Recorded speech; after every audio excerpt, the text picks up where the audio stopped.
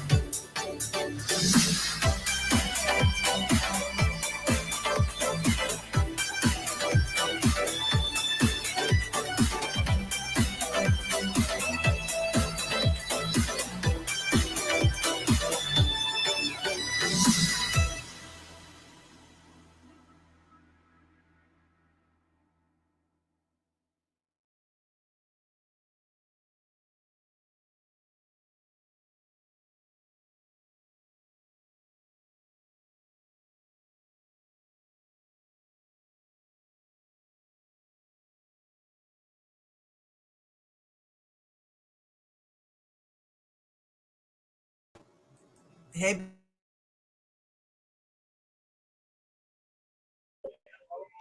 Hey, Diva, can you hear me?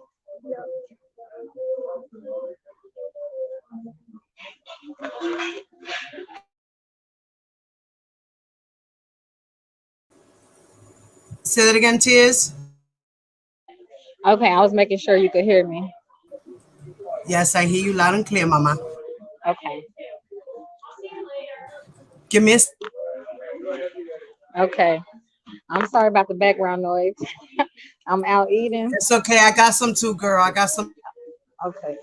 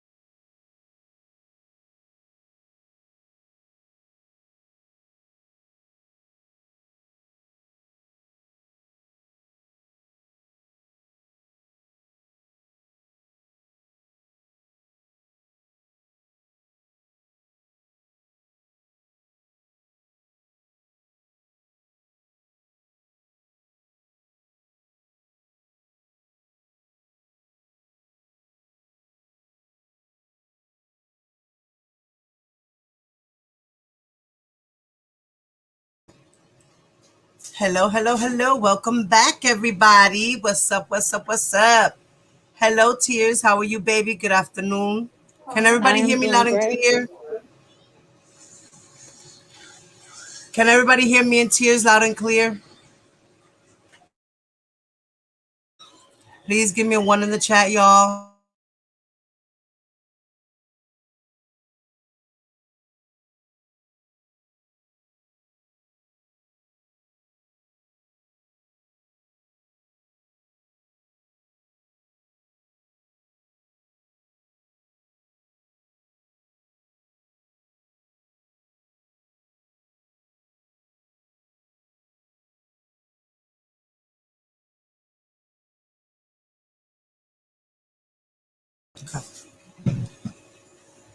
Hello, hello, hello, everyone. Once again, thank you.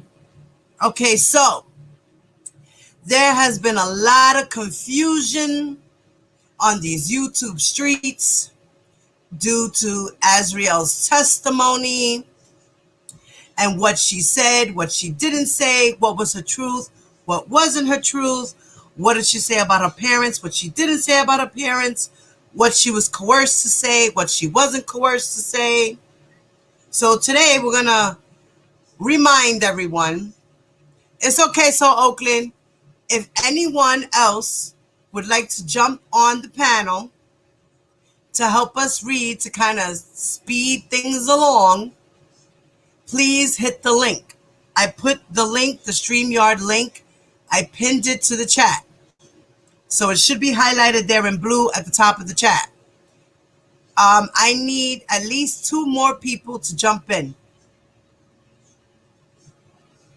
I need 2 more people to help me out. I got Wings. I got Tears. I need 2 more people. Wings, what are you doing, Wings? Are you busy, babe?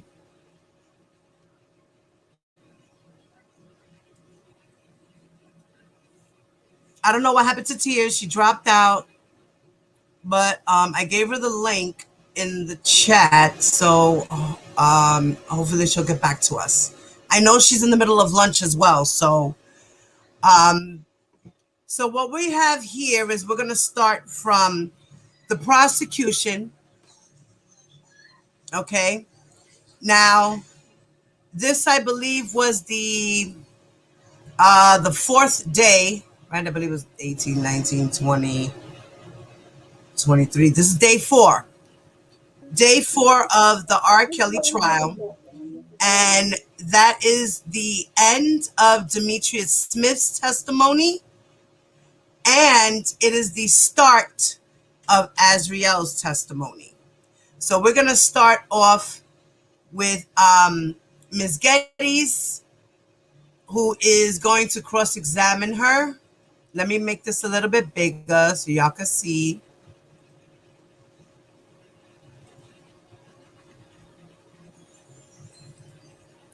Tears, you can see that? Yes, I can see it. Okay. Just making sure it doesn't look blurry or anything, right?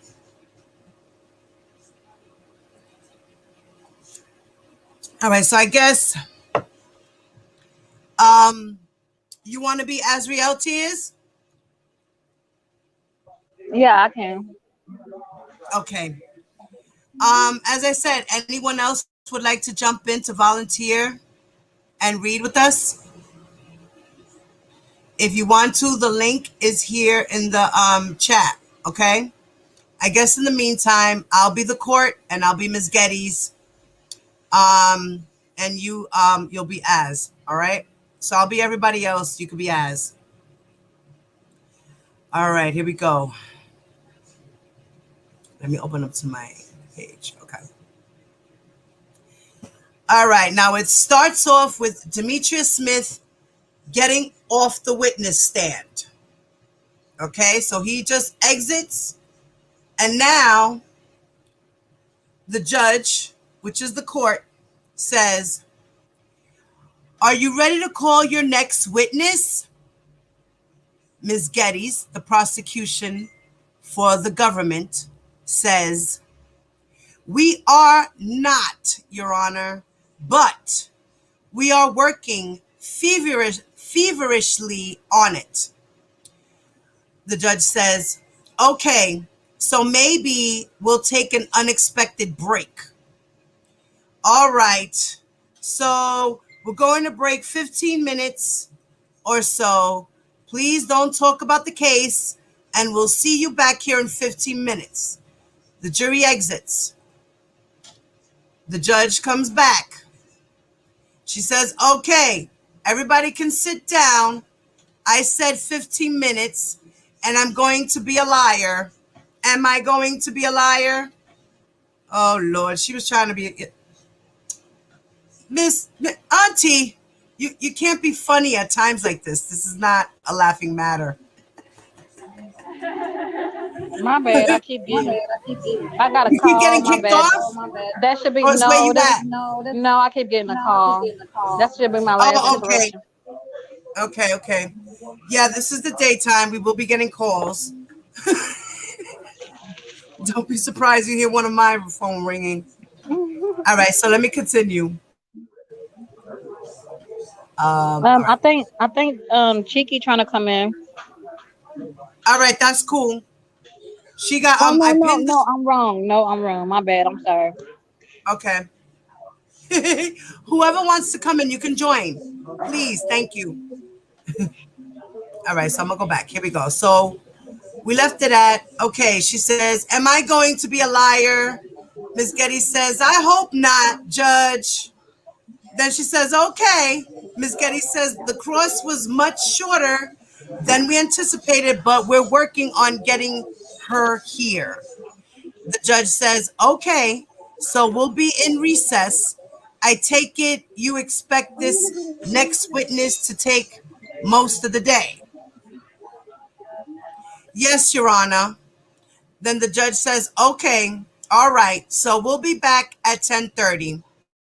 Then Ms. Getty says, thank you. Judge says, great. Recess is taken. Continued on the next page. The courtroom deputy says, all rise. The judge says, hi. Everybody can sit down. Ms. Getty says, all right, we're ready. The judge says, okay. The defendant enters the room. The judge says, all right, I'm told the witness is available. So let's get the jurors. Oh, where's Mr. Scholar? Mr. Farinella says, he stepped out. The judge says, well, I don't need detail. I just didn't realize he wasn't there. He wasn't here. Well, it happens every once in a while with lots of lawyers, so I think it's okay. Then the supporters of the proceeding. The deputy says, all rise. Jury enters the room. The courtroom deputy says, you may be seated. The judge says, okay, we're ready to resume. Are you ready to call your next witness? Ms. Getty says, yes, Your Honor. The government calls Jane. Your Honor, may we speak to you very briefly at sidebar? The judge says, do we need the court reporter? Ms. Getty says, I don't think so. The judge says, okay. Ms. Getty says, no. Discussion was had off the record. The courtroom deputy, please stand and raise your right hand. Witness takes the stand.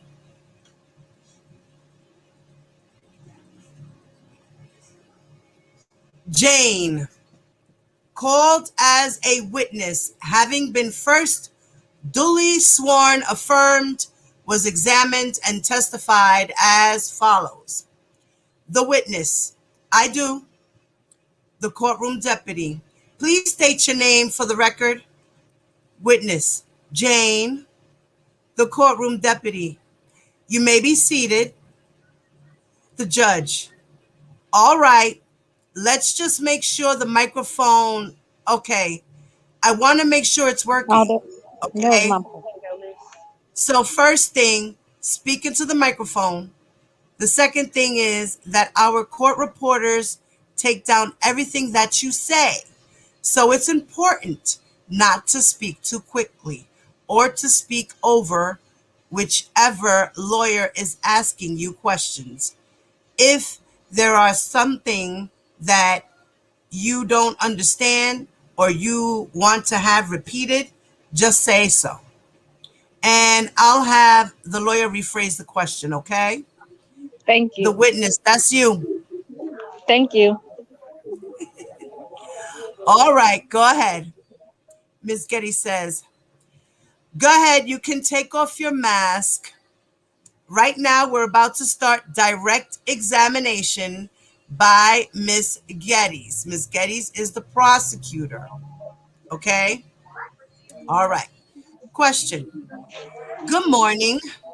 Good morning.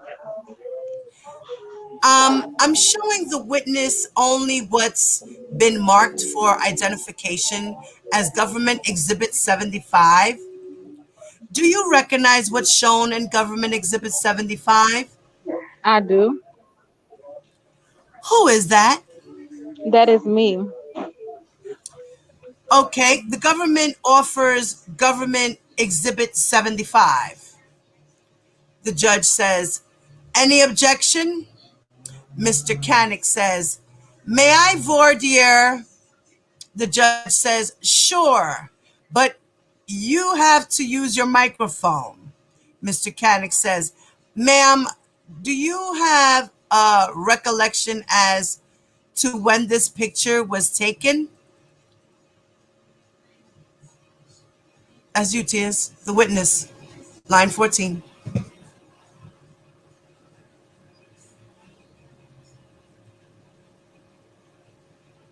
Tiz?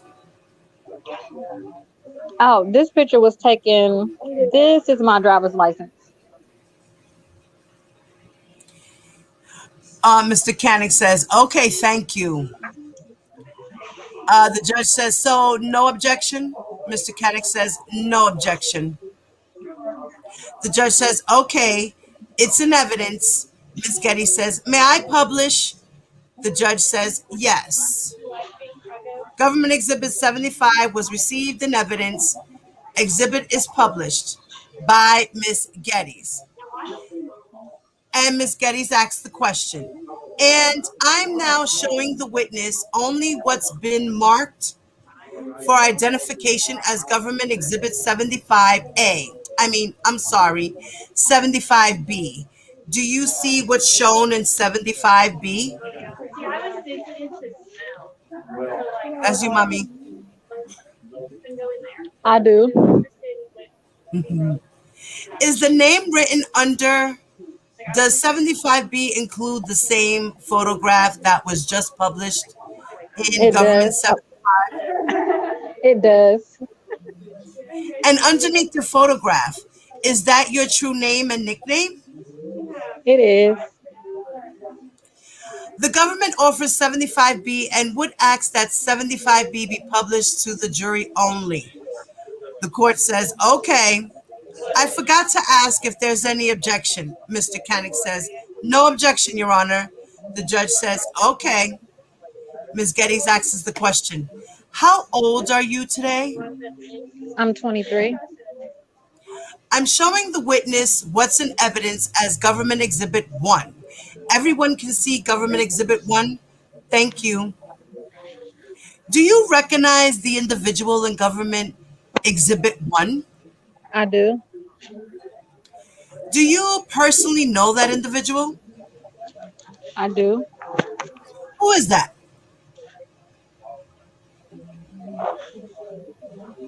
Line 4. That is Robert. That is Robert Kelly, the defendant. Do you see him in the courtroom today? I do not. Can you take a closer look? Do you see him? Line 9. Yes, I see the defendant. No. Line 9. Hold on. Oh, no, no. I'm sorry. I'm doing too much over here. My bad, y'all. It's okay, baby. She said, no, I'm sorry. I don't have my glasses. But it is possible for the defendant to but is it possible for the defendant to stand up? She wanted him to stand up. Okay, she wanted to embarrass him. Yep. The judge says, could the defendant remove? Mr. Canick said, no, no. The judge said, he can't remove his mask. And then, Azriel, that's your answer. Line 15. Yes, I see the defendant. Oh, can you point him and describe an article of his clothing? He has on a suit. Okay. The judge says, what color shirt does he have on? A black suit. All right, indicating the defendant. How old were you when you met the defendant? I was 17 years old. What year was that? 2015. Have It you was had sexual 2015. contact with the defendant? I have. When did you first have sexual contact with the defendant? When I was 17 years old. And did you continue to have sexual contact with him for a period of time? I did. How long were you with the defendant? For 5 years. I want to direct your attention to April 18th of 2015.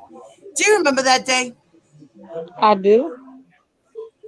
Where, if any, where did you go to evening? Huh? I guess I you would went say where, if to any. I went to a festival with my parents. Who was the headliner at the festival? The defendant. And was he performing under the name R. Kelly? He was.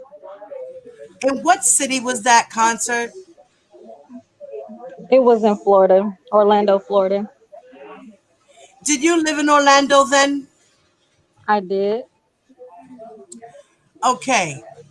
The judge says, can you keep your voice up? I want just to make sure you are speaking into the microphone.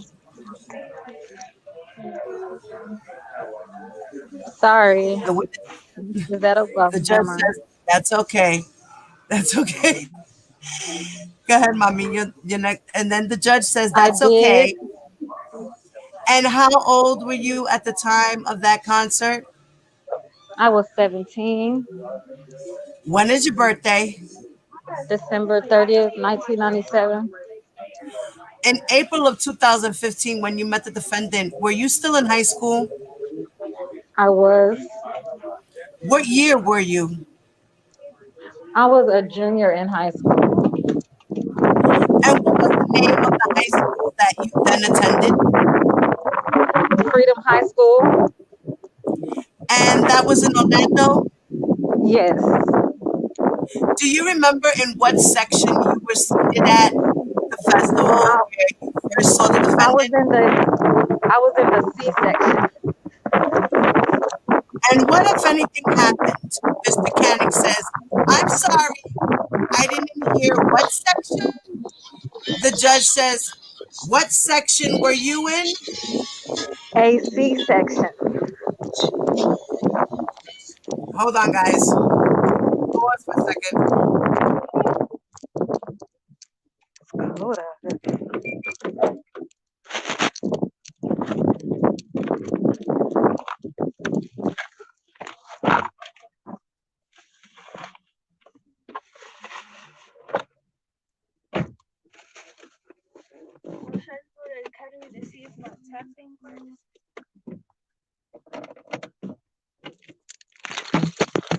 On the corner.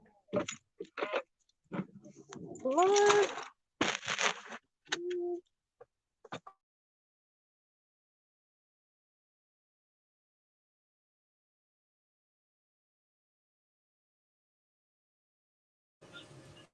Okay, so sorry about that, guys. That was tears rumbling and my TV blaring. My bad, y'all. I'm leaving the restaurant. No, it's okay. You were driving, right? Well, I'm at the Okay. park at this Okay. store. Okay. Kind of sounded like you were walking or driving or something, or the Yeah, wind. I was walking out the restaurant. Oh, okay, that's what it was. All right, so here we go. All right, so I'll start a question. And what, if anything, happened? Mr. Canick says, I'm sorry, I didn't hear what section. The judge says, what section were you in? And then the witness says, A C-section. a C section? Yes. And what, if anything, happened while you were in the C section? There were people from his entourage who were giving out wristbands. And did you receive one of those wristbands? I did. What did the wristband allow you to do? No, the wristband allowed you to go to the pit and also the meet and greet after the show. Did you then go to the pit? I did. And where was the pit located in connection with the stage? It was in front of the A section, directly in front of where the talent would have performed, the defendant. And by talent, you're referring to the defendant. Yes, I am. What, if anything, did you then go to the pit? I did, yes. What, if anything, did you notice about the defendant while you were in the pit? He performed majority of his songs to me, and he did the show. He did show. Oh, he did show me a lot of attention. I'm showing the witness only what's been marked for identification as government exhibit 248A. Do you recognize 248A? I do. What is that? This is a picture of the defendant grabbing my hand. Okay, government offers 248A. The judge says, any objection? Was this at that concert you're talking about? The witness says. Yes, ma'am. Mr. Canick says, yes, Your Honor, I do object. The judge said, overruled. Ms. Getty says, may we publish? The judge says, yes, exhibit published. Whose hand is this right here? That is my hand with two wristbands.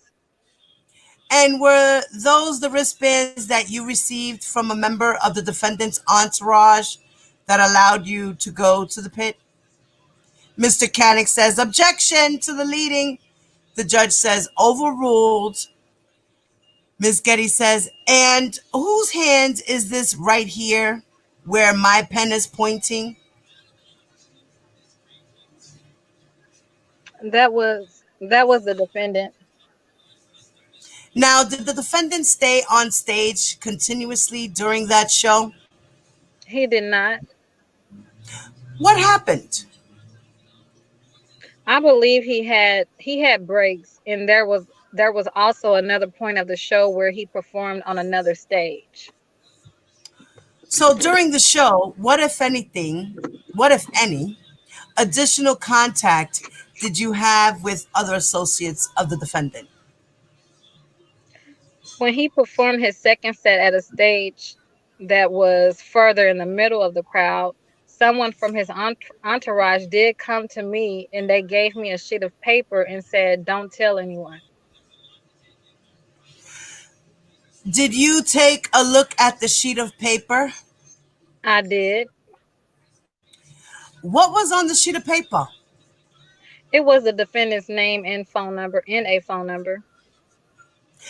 What was listed when you said the defendant's name? What did it say? It said Rob, and it had a number. Do you remember the telephone number that was written on that piece of paper? I do. What was it? It was 312-925-0880. What happened after the defendant finished performing at the show? After the show, it was a meet and greet. However, I was dressed. I wasn't dressed up for the show, so I did not go to the meet and greet. I found my parents afterwards. And I'm showing the witness only what's been marked for identification as Government Exhibit 245A. Do you recognize what's shown in 245A? I do. All right, let's have a pause for a second. Now, you see what she said here, right here? She said that after the show, she didn't go to the meet and greet. Nope, she did not. She said So she that went to find her parents after. exactly. So that when he was live on Chuck Joke and he said that she told him that she sung for him and he liked it, that was not the truth. That was not Azriel's testimony. Thank you. See, we're going to do this as we go along. We're going to take pause moments. Okay, so let's just establish that right there. After the concert, she didn't go straight to go meet R. Kelly. She went to find her parents. All right, let's just remember that. Okay, and let's also remember that, yes, she had 2 wristbands, one for the after party and one for the meet and greet, or whatever the hell it was. The meet and greet and the whatever it was. The 2 things, right? The pit and the meet and greet. Right, the pit and the meet and greet. So she was allowed to go all the way up to the front, and she also was allowed to go to the meet and greet after the show. Who gave her the wristbands? His entourage. All right, let's just remember that. Okay, the entourage. And who gave her the number? One of his peoples from the entourage. She didn't go looking for R. Kelly. Okay, let's make that clear as well. She did not go looking and sorting out for R. Kelly. Okay, so let's just knock that out the way. All right. Next. Okay, so as said, I do. I said what is shown in 245A. It is a picture of me with a pair of black panties. And when was this photograph taken? This was the initial date in April at the same show. Who took the photo? I took the photo. Okay. Government offers 245A. The judge says, any objection? Mr. Kanik said, none. The judge said, all right, that's an evidence, and you can publish it. Government Exhibit 245A was received in evidence, exhibit, and published. Next question. And does this photo reflect what you were wearing to the concert that evening? It does. And you testified that you're holding a pair of black panties. Where did you receive those from? From the defendant. Oh. And when did you receive those? He gave them to me while performing. Okay, pause. Yeah, I was about to say, can we pause? Because somebody lied and said that somebody sent a picture with some black panties on. She was holding them. Thank you. This was definitely a pause moment because, yes, I was going to say the same thing you said, Tears.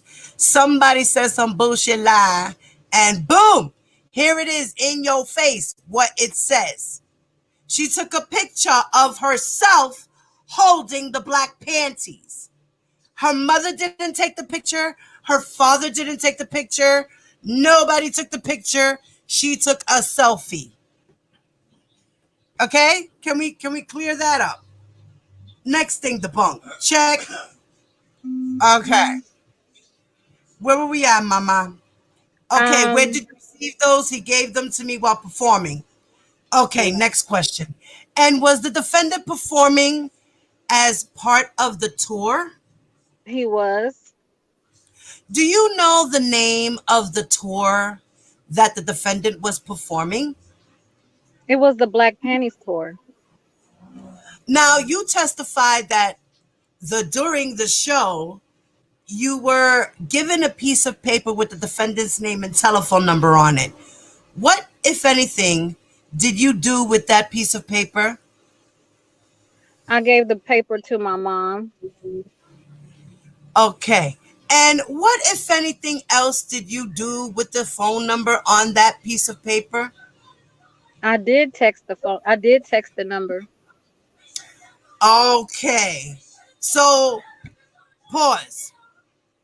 So she gave the paper to her mom, but she texted the number before she gave it to her mom. Let's make that clear. She did some sneaky shit, okay? Okay, so we could just understand. She texted the number into her phone and then gave the piece of paper to her mom. This is how she was able to sneak about seeing R. Kelly without the parents knowing at the moment.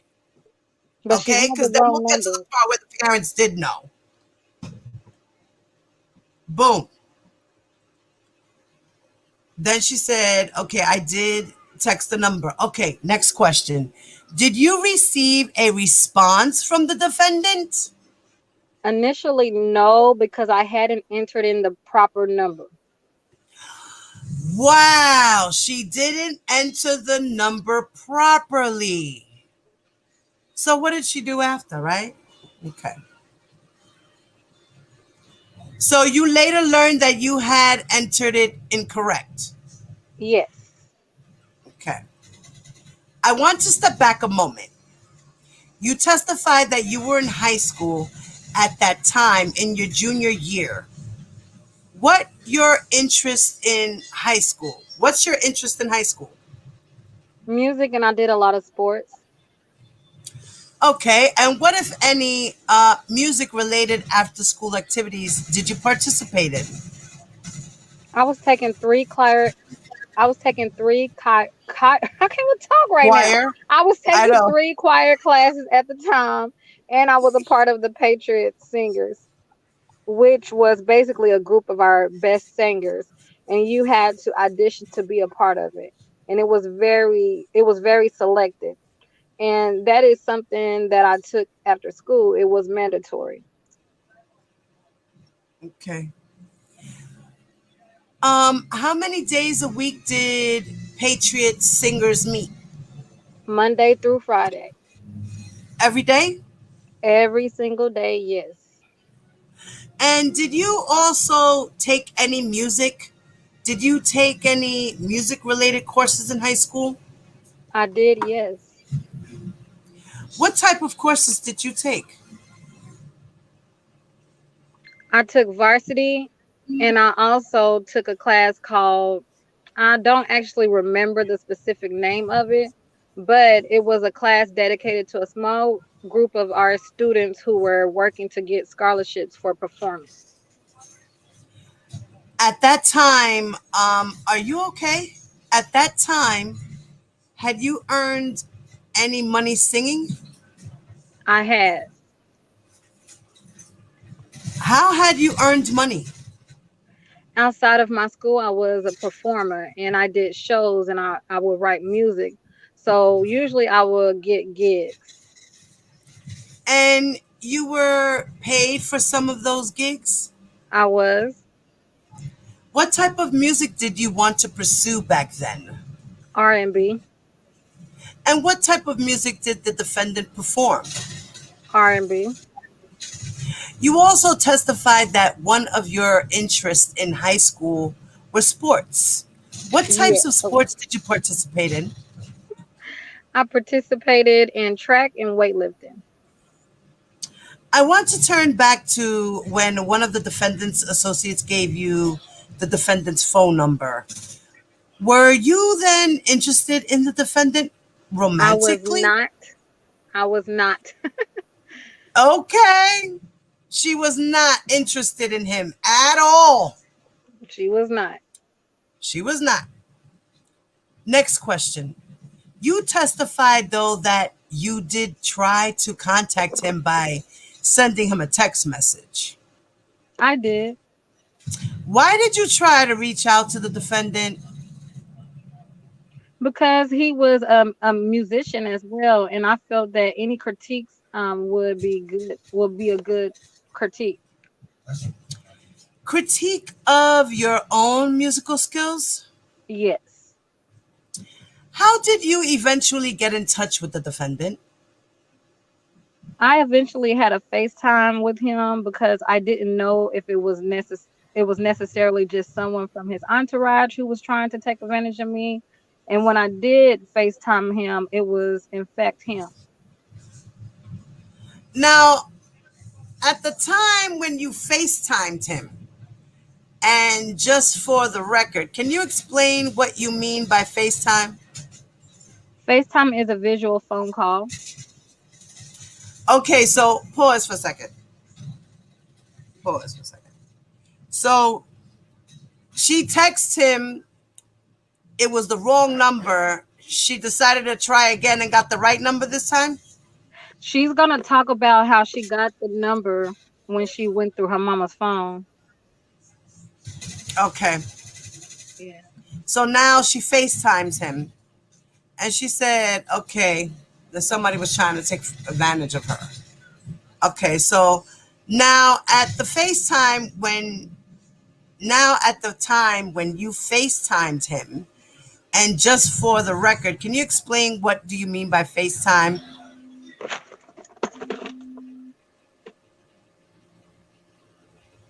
Hold on. Where am I? Right here, 12, mommy. 12. A FaceTime is a visual phone call. Okay.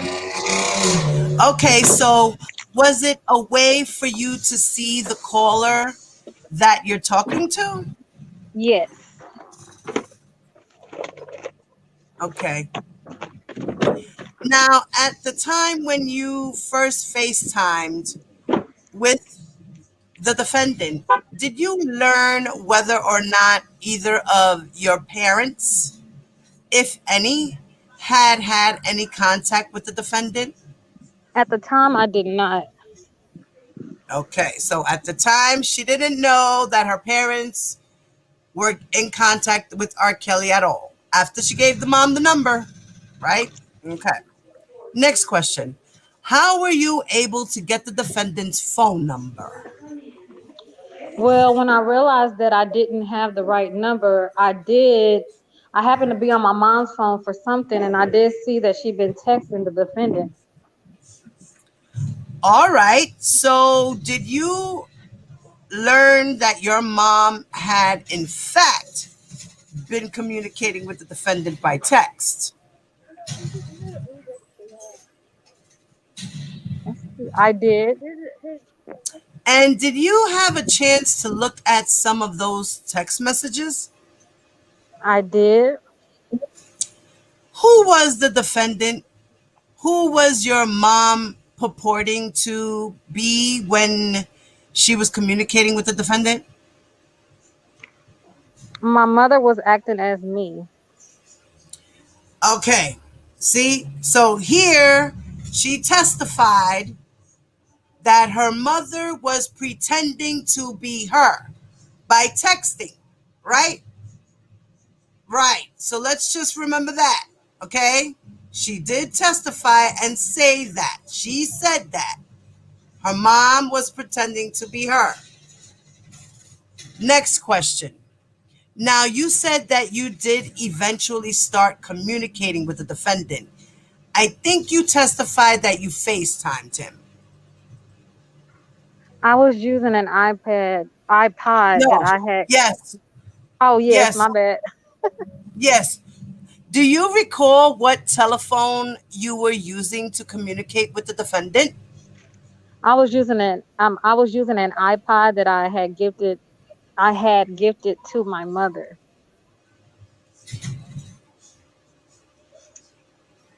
Go ahead, mommy. Hold on, where 15. am I? 15, Because baby. oh my God. Okay, I was using an iPod that I had gifted to my mother because at the time I had an Android. And did the iPod allow you to do FaceTiming? It did. And did you use another telephone to also text message and communicate with the defendant? I did. What phone is that? That is the phone that I had at 17 years old. It was an Android. Now, Ms. Getty says, I'm showing the witness what's been marked for identification as Government Exhibit 233. May I approach, Your Honor? The judge says, yes. Counsel approaches the witness. By Ms. Geddes. Next question. Do you recognize Government Exhibit 233? I do. What is it? It is my phone from high school. And is that the phone that you were using to communicate with the defendant, or one of the phones were you using? Or one of the phones were you using? It was. Okay, Ms. Getty says government exhibit offers 233. Mr. Canick says no objection. The judge says, all right, that's in evidence. Government exhibit 233 was received in evidence. Next question. Now, before you met with the government or first met with the government, when did you last see that phone that's in evidence as government exhibit 233? Oh, wow, The they had her phone. the That's last crazy. time I saw that phone was in Florida before I left my family. Oh, wow. He was holding that shit in storage. Okay. Do you remember when that was? 20 hold on. It was probably Right, June or Mama. July Of what year? 2015. And did you use the phone after you left it in Florida with your family? I did not. Okay, so the judge says, just wait until the lawyer finishes asking the question before you answer. That way it's easier for the court reporter. Okay, that's all right. Go ahead. Next question. You said, oh, sorry. You said that you saw some of the messages that your mom had been exchanging with the defendant. What did you understand at that time that your mom had told the defendant when she was communicating with him by acting as? To my Because you, mama. knowledge, she did tell him that I was a musician and that I was an artist. And she did send him videos of me on YouTube of me performing live. Okay, guys, pause. She didn't send nasty nudes or nothing like that. She sent him videos of her performances on YouTube. I don't know where they're getting this idea that she was sending nasty pictures to him. I don't know where they got that from. Where did they get that from? Right. Because here it says, to my knowledge, she did tell him that I was a musician and that I was an artist. And she did send him videos of me on YouTube of me performing live. So next question. And when you started to communicate with the defendant, what, if anything, did you and the defendant discuss over the phone over the phone and in text messages?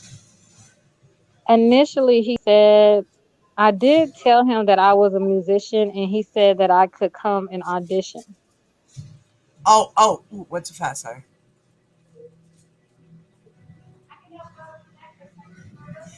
And what, if anything, did you tell the defendant about your age? I told the defendant that I was 18. Were you, in fact, 17? I was. Okay. You mentioned that the defendant told you that you could audition. Is that correct? That is correct.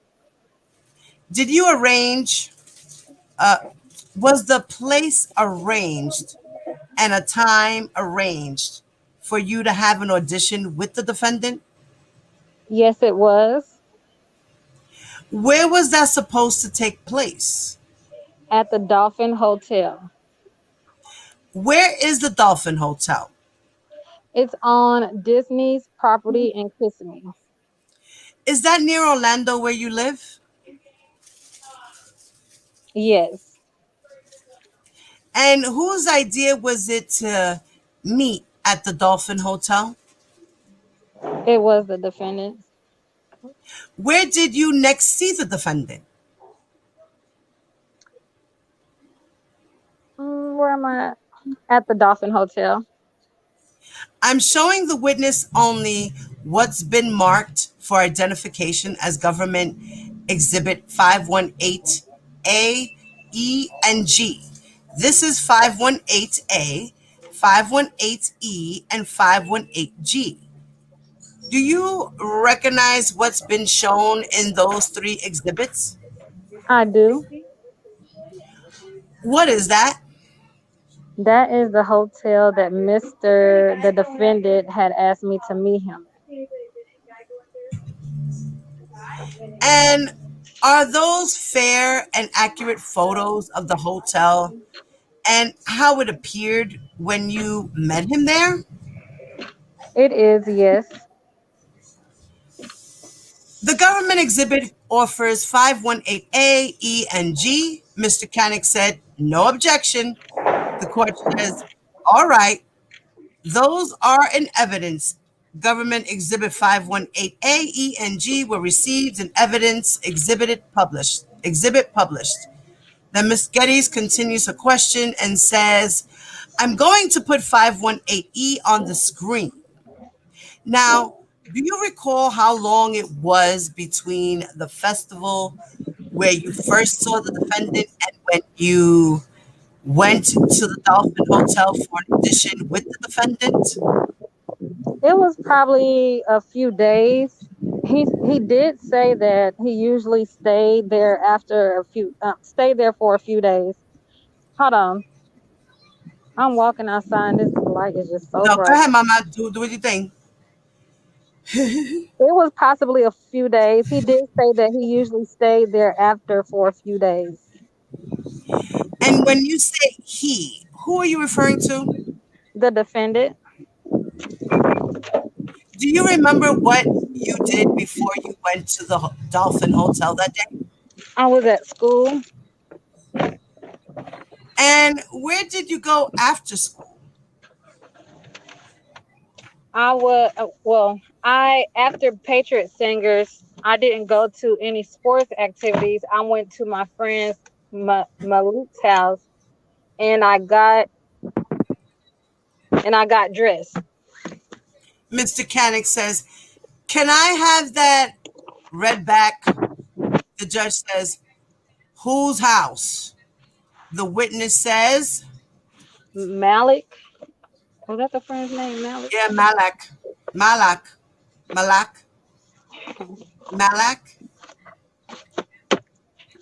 She's a friend of mine that I attended high school with.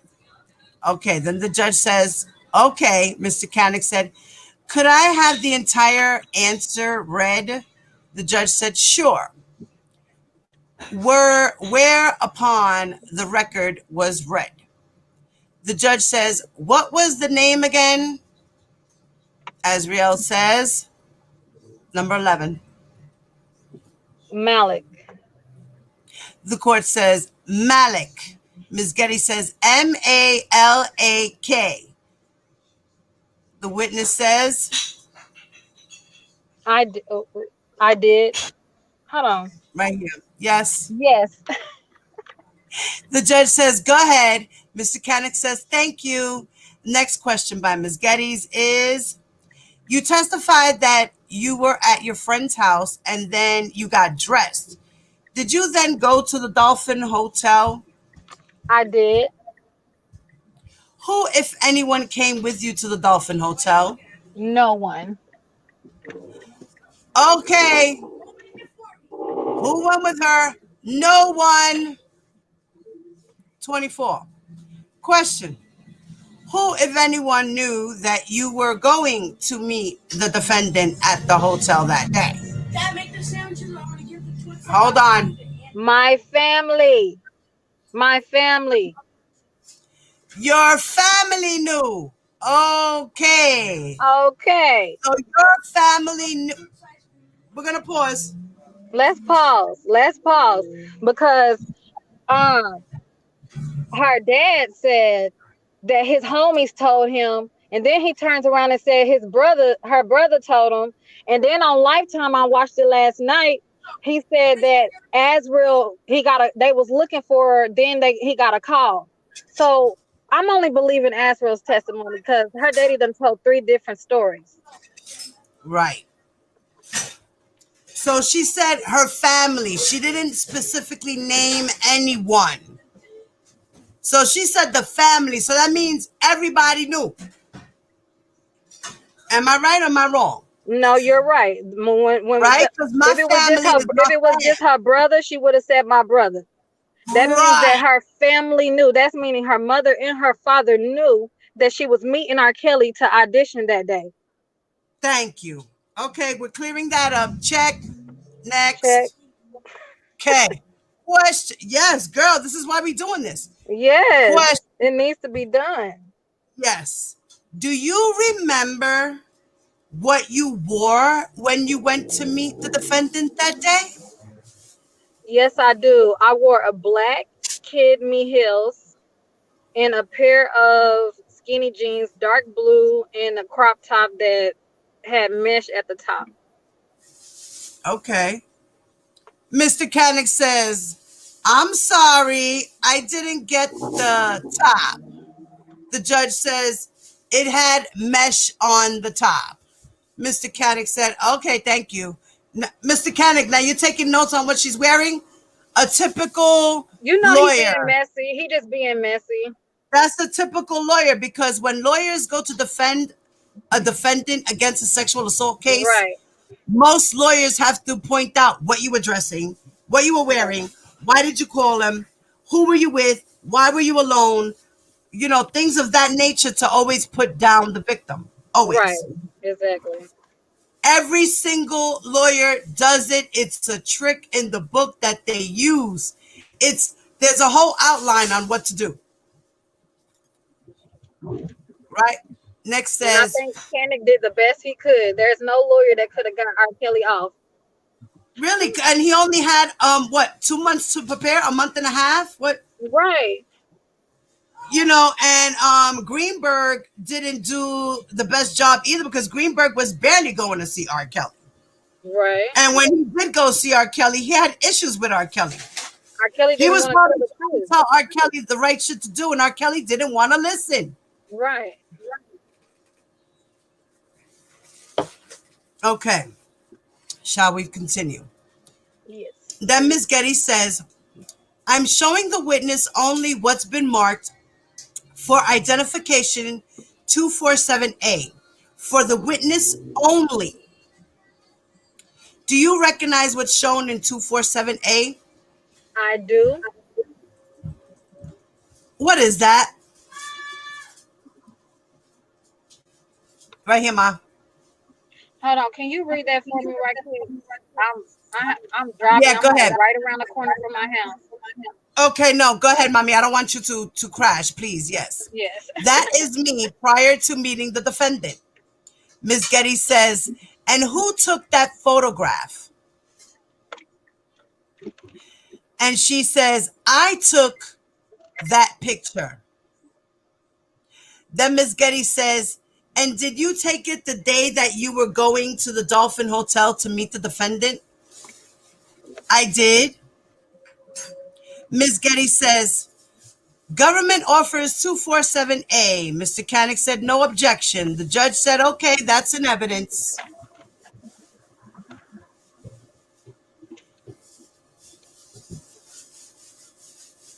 Next question. Now, you testified you went to the Dolphin Hotel to meet the defendant. Where did you first meet? Where did you first see him at the Dolphin Hotel? Then she says, when I drove there, he told me that it would be a black Sprinter out front of the hotel and to get inside. Then Miss Getty says, did you see the black Sprinter when you arrived? She said, I did. Then Miss Getty says, and when you say black Sprinter, what are you referring to?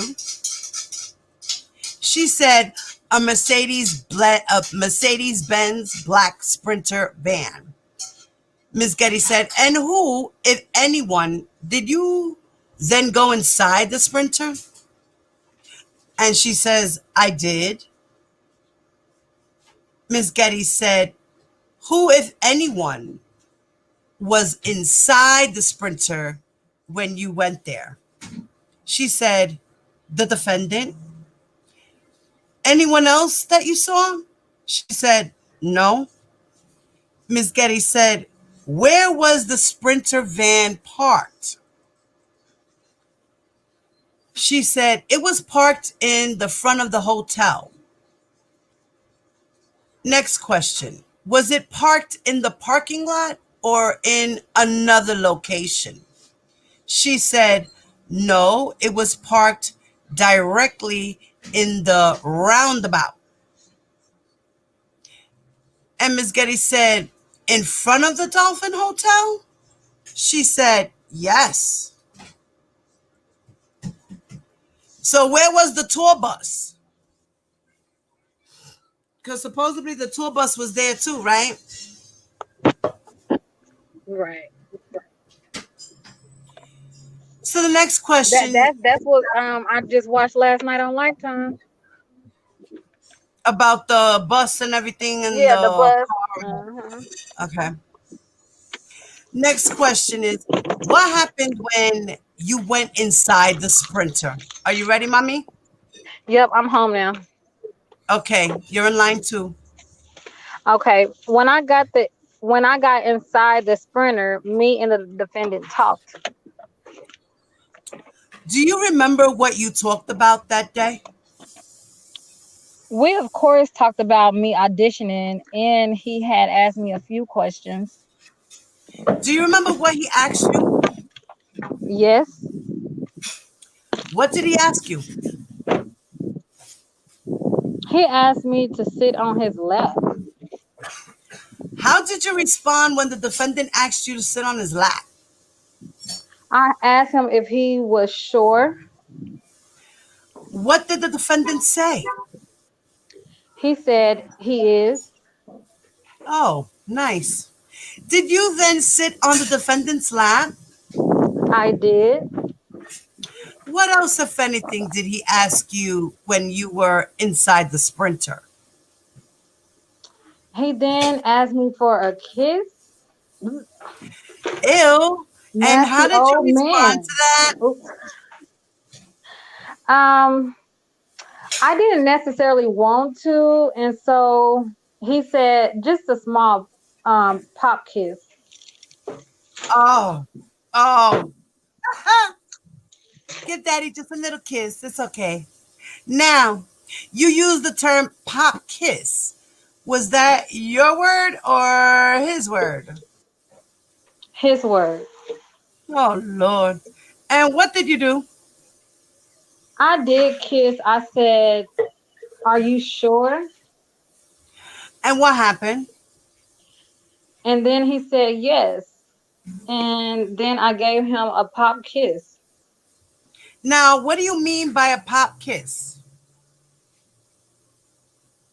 meaning that in his term, it didn't need to have any tongue. It was just an innocent pop kiss. Oh, a little kiss like, oh, bendito. Next question. Approximately, how long did you stay in the Sprinter with the defendant? Not long, probably about 5 or to 7 minutes. And what, if anything, did you do after you were in the Sprinter? Someone knocked on the outside of the sprinter and it was time for us to go upstairs. Oh, so at this time, his buddy, pause. So at this time, his buddy, whoever it was making the hotel arrangements for him to go inside with her. Yep. Or they were waiting for the room to be ready. You know, because after a tenant leaves the room, they usually clean the room. You know what I mean? And you have to wait for the maids to finish sometimes before you go into the room. So it could have been either or. All right, so next question. Did you see who knocked on the Sprinter van? I did not because their back was turned. So what did you do when there was a knock and you were told that it was okay to go upstairs or time to go upstairs? I just followed the defendant up Where did you go next? to the hotel room. And what was that? And was that a hotel room inside the Dolphin? It was, yes. Was anyone else inside of the hotel room when you went there? No. You testified a minute ago that someone knocked and said it was time to go. What did you understand that individual to mean by that? Mr. Canick said, objection! Said, overruled, sit your ass down. Azriel says, It just meant that the keys were ready and that we can go upstairs. okay. The keys for the hotel room? Yes. What, if anything, happened once you were inside the hotel room at the Dolphin Hotel? When we were upstairs, the defendant took his cigar out of his mouth and he had expressed to me that before I can audition that he needed to come. Ew! Oh, sick old motherfucker. Oh, Okay, excuse like, me. what the fuck? I just walked through the door, nigga. What you talking about? What are you talking about? I would be disgusted at this point. And by come, what do you mean? He needed to ejaculate. Oh Lord. And what, if anything, was the defendant carrying when you went into the hotel room? He had a backpack. Oh Lord. Was it a SpongeBob one? What is it? Was it The the little bedazzled Barbie one. one? Was it the old all gold one? Which one did he have? Next question. And what, if anything, did you bring your phone with you to the Dolphin Hotel? I did, yes. What, if anything, did you do with your phone once you were in the hotel room? When I got upstairs, he told me to turn my phone off because people sometimes try to record him. Did you turn your phone off? I did, yes. You said that the defendant said he needed to ejaculate. How did you respond to that?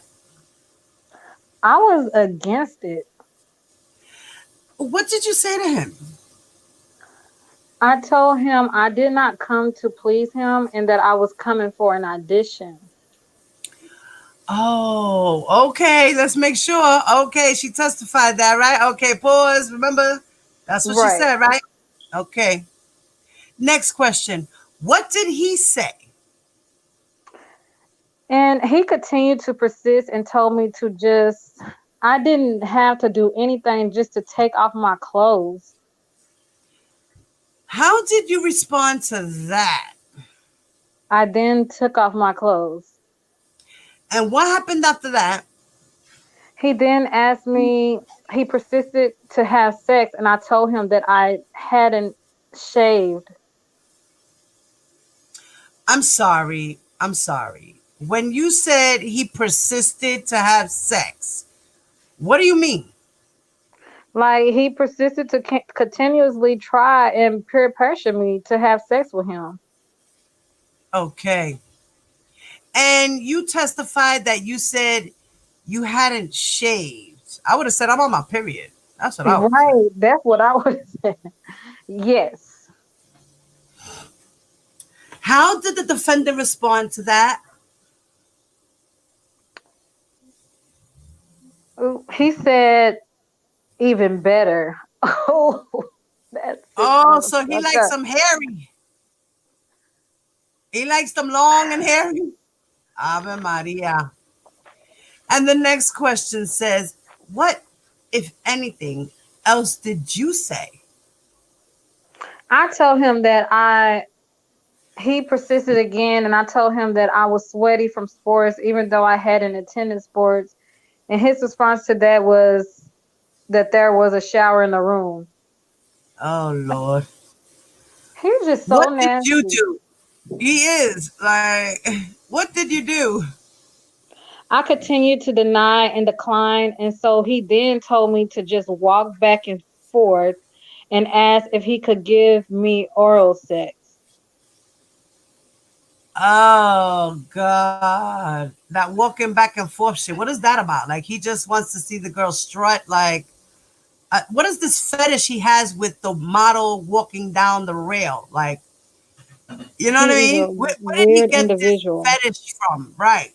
He wants to see the girls naked walking down a runway back and forth. Like, he has a fetish for it. Then you said that he asked you to walk back and forth. Uh-huh. What did you understand the defendant to mean by that? I just thought that would be better than having sex with the defendant. Right. I mean, Okay. I would have done that shit too. Like, okay, well, this is how I'm getting out of this. This is how I'm getting out of it because I don't know how I'm getting out of this, but okay. All right. That means after this, he's going to tell me, okay, you're cute. Now you can put your back on your clothes, right? Right. That would have been in my head. Then Mr. Canick says, objection. The judge said, overruled, sit your ass there. Then the next question said, did you then walk back and forth for the defendant? I did, yes. What, if anything, were you wearing at that time? I just had on panties and the bra that I had on. Oh, he wanted her to be a Victoria's Secret model. And when you mentioned that the defendants also asked you about oral sex, He did. do you remember the words in effect that the defendant used? Yes. What did he say? After that, he said before I could sing that he needed to come again and that if he couldn't have sex, if hold on, if I couldn't have sex with him, to at least just let him lick my butt. Oh, Lord, he likes to lick the booty like groceries, too. Next question. And what, if anything, did he promise in return, honey? To allow me to audition and to take care of me for life. Oh, my goodness. And me being 17 years old, I would have said, oh, shit. You can lick my booty, but then Hey, let's pause, because if a woman is constantly telling you, I don't want to have sex, I don't want to do this, and you still being persistent, pressure. that's some form of rape. That's If rape. he, like, what is wrong with you, you pervert? Oh, He's sugar daddy. pressuring. That's right, right. He's being a sugar. He's like, I'll be your sugar daddy. Exactly what he said without saying it to her. Right. I will be your sugar daddy. I will. He said for life. He will For take care life. of her for life. Like, I got you until the day I die. I will do Mm-mm. everything for you, little girl. Let me just make sure I come, okay? And then I'll give you all your dreams come true. But you got to make sure I come first. See, Right. this is the thing. I have to come first. And then your reward comes after. You see how he treated her like a prostitute? Yeah. You see how the man act could be committed? Do you understand sexual exploitation of a child, of a minor? Because that's exactly what that is right there. That's exactly what he did. Statutory raped her ass and then exploited her ass. Then lick her Treated her ass. like a prostitute. Without her even realizing it because he's a whole pimp. Remember we read those glossary terms for the pimp terminology and how Right. they run and how they work and the language they use and the things they do. Yo, he read that playbook. I swear to God he did. He took pimp 101 classes. Yeah, Okay. Chicago pimp. Right. Next question. He said that if you agreed to that he would take care of you for the rest of your life or for your life. Yes, he did. What did you say? I didn't necessarily care for that. I just wanted to sing. Bendito. You see? She just was all about, her career. She was amped. He gave her false hope, is what he did. Hmm. Gaslighting. Right. So, what happened after that? After that, he then laid down and got on top. No, and I got on top of him backwards, and he did lick my butt. And he had his backpack besides him in a few iPads that he had taken out. Oh, so in this process, he's taking out iPads and he's getting ready. So you mentioned that the defendant had some iPads. What, if anything, did you notice about the iPads then? I didn't notice anything because I was backwards, so I couldn't necessarily see what was visible on them. So he took it out. Excuse me. If he recorded that, I'm sure the feds got that recording to go with her testimony. Right. Dumbass. Excuse me, mommy. But you saw the defendant remove an iPad or two. Yes, I did. What happened next? There was a knock on the door. What, if anything, did the defendant do when you heard that knock on the door? He got up and he went to the door and he saw that it was officers at the door, and he then told me to go to the washroom and put my clothes on. Oh, my bad. He told me to go to the washroom and put my clothes on, and he asked me if I was 18, and I said yes. What was the defendant's demeanor when he saw the officers at the hotel room? He was very anxious and scared. Mr. Canick said, objection. Judge says, overruled. What? And hold on, What? can we pause? Yeah, baby. Okay, so with R. Kelly being the man that he is and what he has already been through, before he started licking her ass, before he asked her to sit on his lap, he should have found out how old the little girl was anyway. She don't even look 18 Right. when she was 17. Like, what the hell? Didn't. She really looked really young. She didn't look 18. Really young. Her body was not. Was itty bitty. Yeah, she was really itty bitty. Her face was even tiny. Like, her face looked tiny. Yeah. Her face looked tiny. You know what I mean? Like, Lord have mercy. But obviously, she wasn't a virgin. No. She definitely wasn't a virgin. No. She was not a virgin. Definitely not a virgin. Because she said as soon as he laid down, she went and she straddled him backwards. Like, she knew what she was doing. She was in a relationship allegedly before she met R. Kelly, right? That was the whole issue why she tried to kill herself. Right. She had issues with the man, right? It's fucking men, ugh. Men drive us women insane, to a point where we feel like, it's sometimes women, we are so gullible, It doesn't matter who you are, A lot of times we are really, really gullible.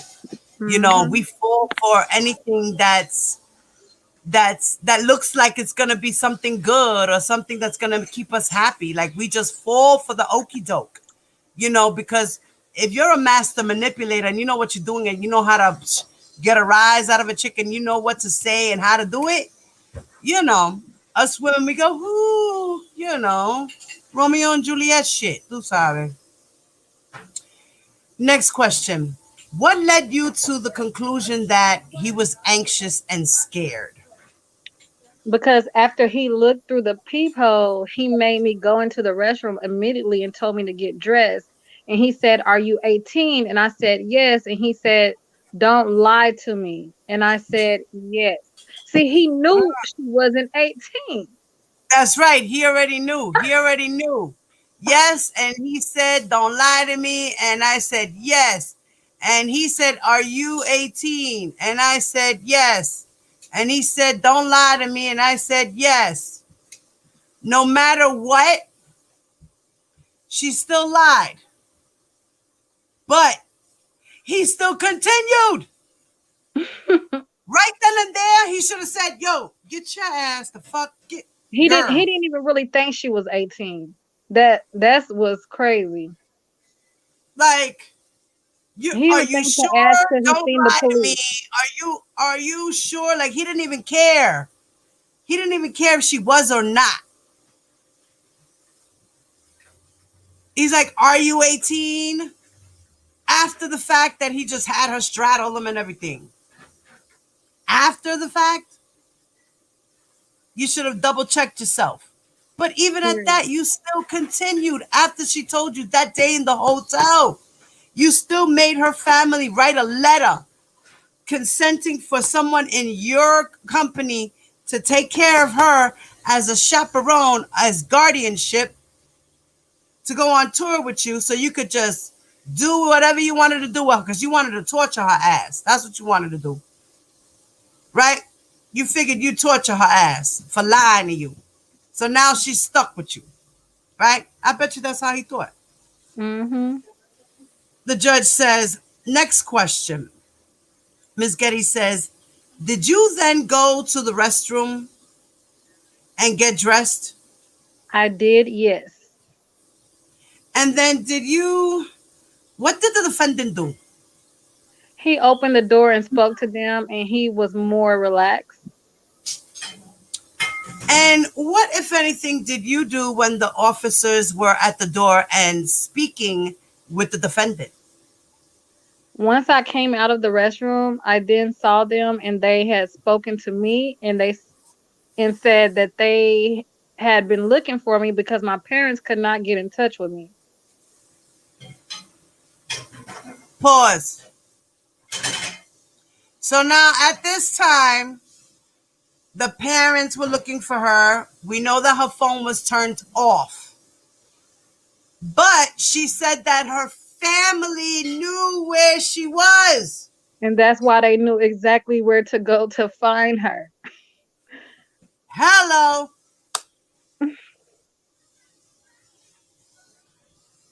So, question, how did you respond? I told them that I had put my phone on airplane mode, and as I said that, I was turning on my phone. Oh, my bad. Hold on. I Yeah, told them mama. that I had put my phone in airplane mode, and as I said that, I was turning my phone on, and then I had to call my parents in front of them and let them know that I was okay, and I also had to show them my ID.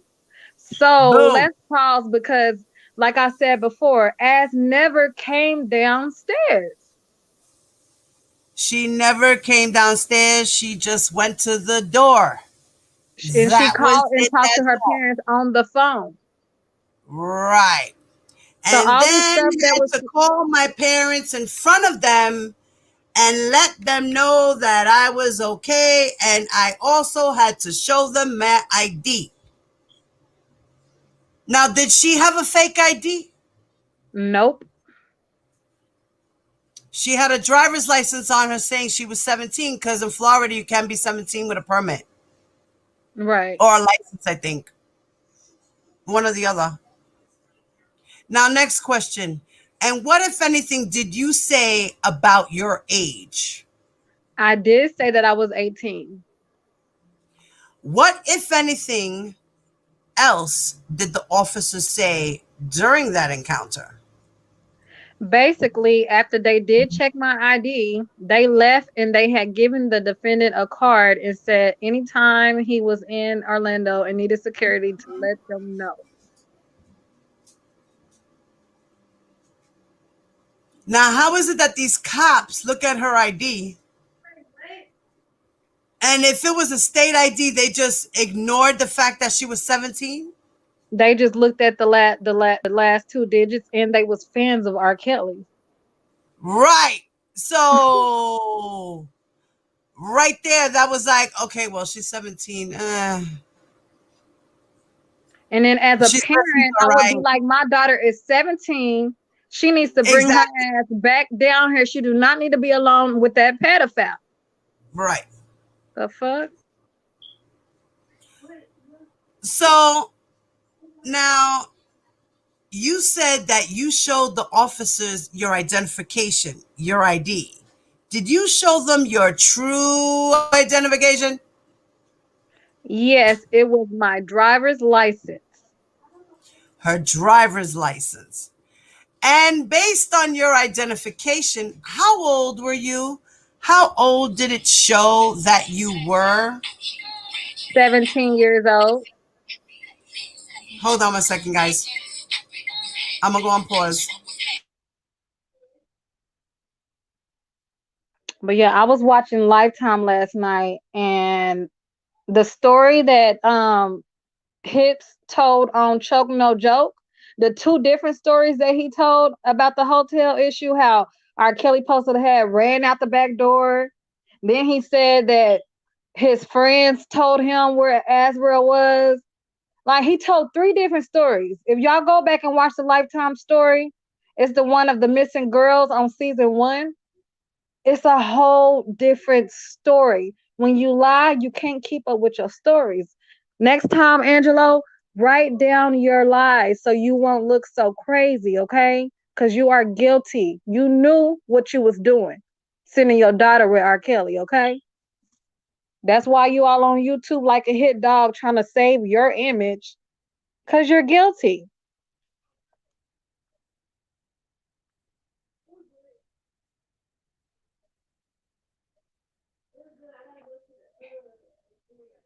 Yeah, he said, Ty, exactly. He said it was the school ID, okay? And he know damn well he ain't got no friends. Talking about his friends told him where R. Kelly was. Then on Lifetime they said that they seen R. Kelly's tour bus. His tour bus wasn't out there. Y'all seen his Sprinter? How y'all know it was his Sprinter? Did it have his face on it? Like I'm just so tired of these lies. It's ridiculous. Angelo Clary needs to go to jail.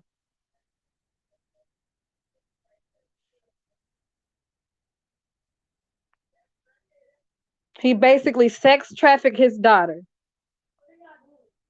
Because your stories don't make no sense. Talking about she on the Lifetime story, he said she came downstairs and said, "This is my shot, this is my chance," and y'all trying to ruin it. That is a lie. She never went downstairs. She called y'all, and y'all knew where she was gonna be anyway. Like this shit is sad. When you lie, you gotta make up one lie to cover up the next one. Just tell the truth.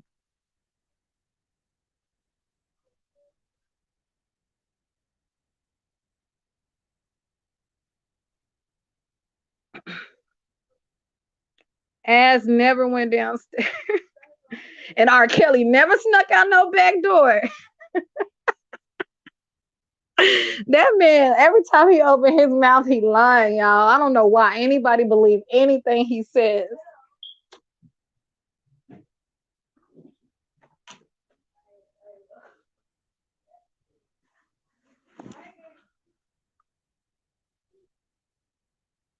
Listen, Ruby. We pay attention to everything. I remember everything I hear and see. Very, very observant. Right now? No, I said when you get into like probably like I don't know whenever. before I go to work. Yeah, because then Alana and them wanted to. Alana said she wanted to live. I was like, her mama get off her room. She can take her, but I guess she wants to. Oh, see if Jasmine could take y'all. She getting off. She just getting off. Well, I'm not gonna take you till like 3:30. What about them? Can you take them? I don't care. Okay. I got that tire in my back seat. I need to go get it put on. You have to take them.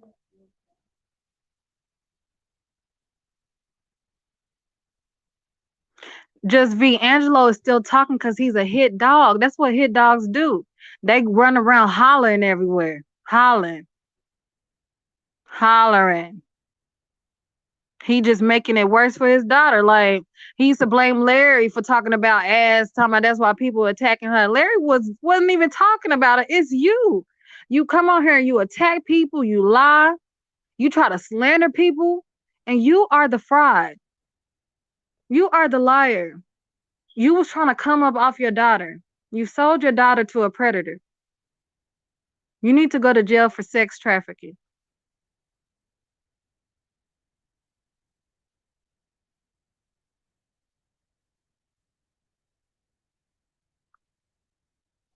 God created black. Shut the fuck up. She free to move on to the next savior. She free to live her life, okay? She don't even need to be with no saint. Yep, guilt is eating him. Y'all need to go back and watch that Surviving R. Kelly season 1 of the Missing Girls. Listen to everything he says. He even told a lie to one of the bloggers and said that he didn't see R. Kelly give Azriel his phone number because his back was turned because he was working on the sounds and lights that day. Nigga, you was not working on the sounds and light that day. You was not. Stop it. Stop it. When you're working on the sounds and lights, you don't have to buy tickets. You're there before everybody. You never even told that story before. Like, you just tell so many lies, it's sickening. Yes, he gave the child away.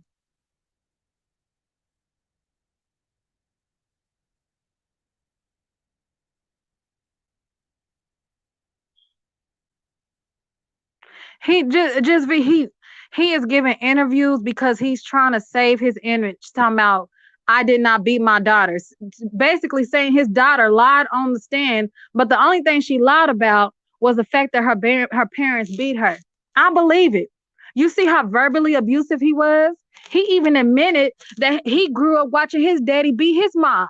So what did Angelo do? He grew up to beat his wife and kids.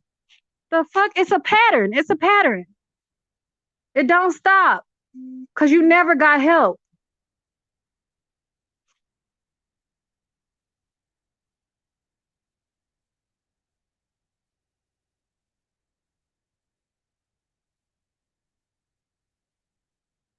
And I hate how people come in and try to act dizzy with fake pages.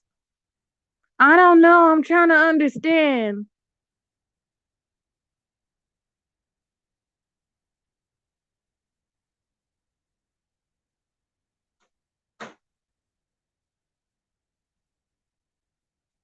Nicole Givens, I believe it. He is a child abuser.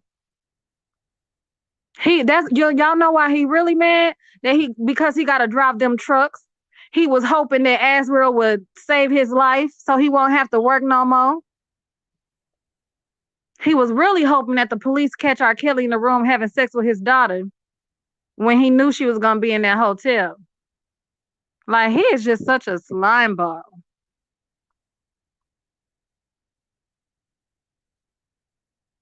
That should have been the end of it. After that hotel scene, as you said, claimed to be such a great father, that should have been the end. No more R. Kelly, nothing. You bring your ass home. I got the money to push your career the way I wanted to. He claimed to be so rich and have so much. Anybody that talk about money so much ain't got it. How many times did he say he bought a house at 15? Rich people don't brag. They ain't gotta brag. You ain't never seen Bentley do a commercial.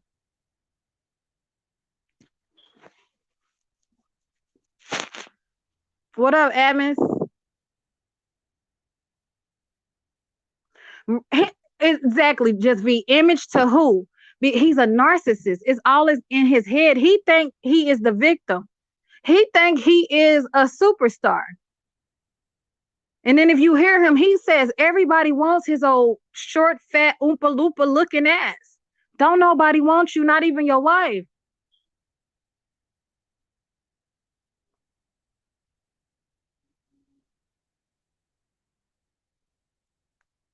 How you gonna sit up here and the only thing that you worry about in your daughter's testimony is that no, I did not beat my daughter. So you saying that she purged herself on the stand? How is that defending? She's saying that he said that she's protecting R. Kelly, but the only thing that he said that she lied about was saying that he's a bad parent. What?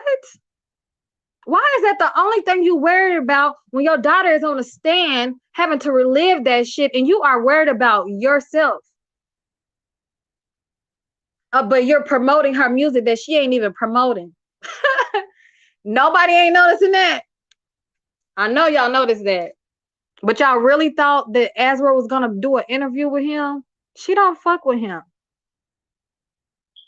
He needs to be somewhere trying to mend his relationship with his daughter and stay off YouTube, stay off social media, stop attacking people for their opinion of you.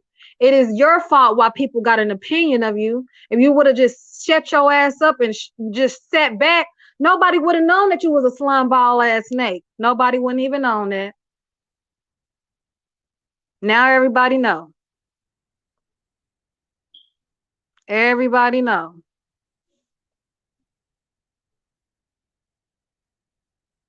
Me too, Ruby. I hate liars. I hate liars and I hate bullies. When I was little, I used to beat bullies' ass.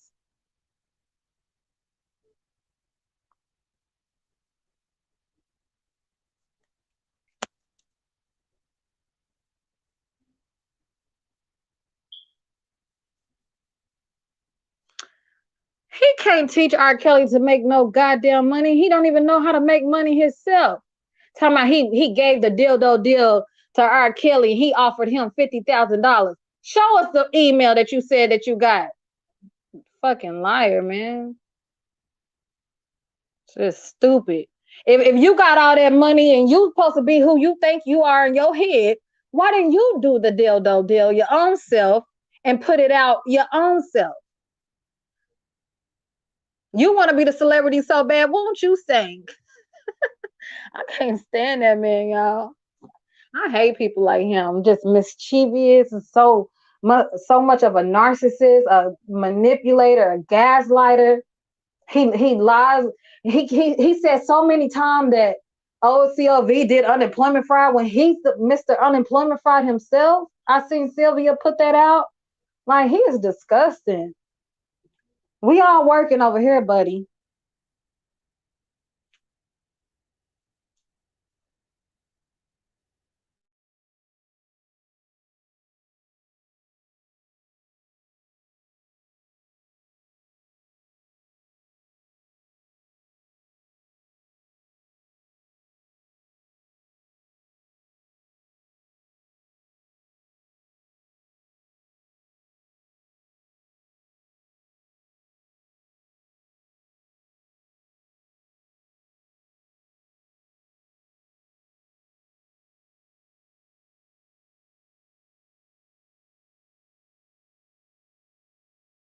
Then I feel so bad for Azriel and Alice because they got to deal with him.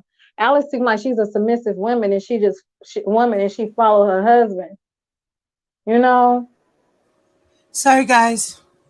Hey, Sorry, Diva. sorry, sorry. I am so sorry, guys. I had to make my grocery list because I get delivery, so they call me back when I'm ready to do my groceries. I give them the list and then they shop for me and they deliver it.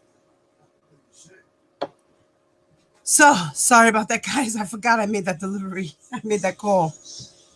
Right, All Rocky. right. He's not a man. He's an imbecile. Yeah, I see you guys are going in over here. Hold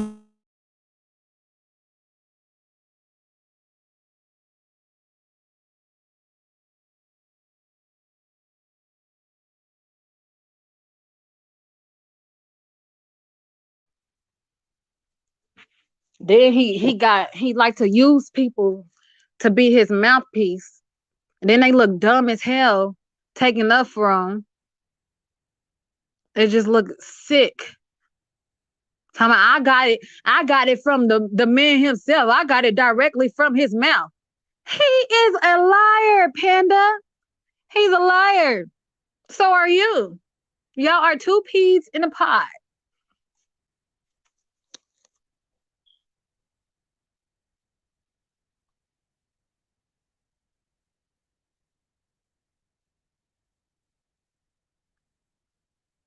And Amos didn't even mention his name. That's why I call him a hit dog. All you gotta say is the word bad parent. Then here come the dog barking, howling, all over social media, disrespecting you, looking like a damn fool. Okay, sorry, back again, guys. Sorry. All right, let's continue this. All right, so now, ay. I agree, Peter, because we don't even have to dox him to know that he don't got what he say he got. We all know that's bullshit. That's why he sent his daughter off because he couldn't even afford to go on with her career. Yeah, crazy.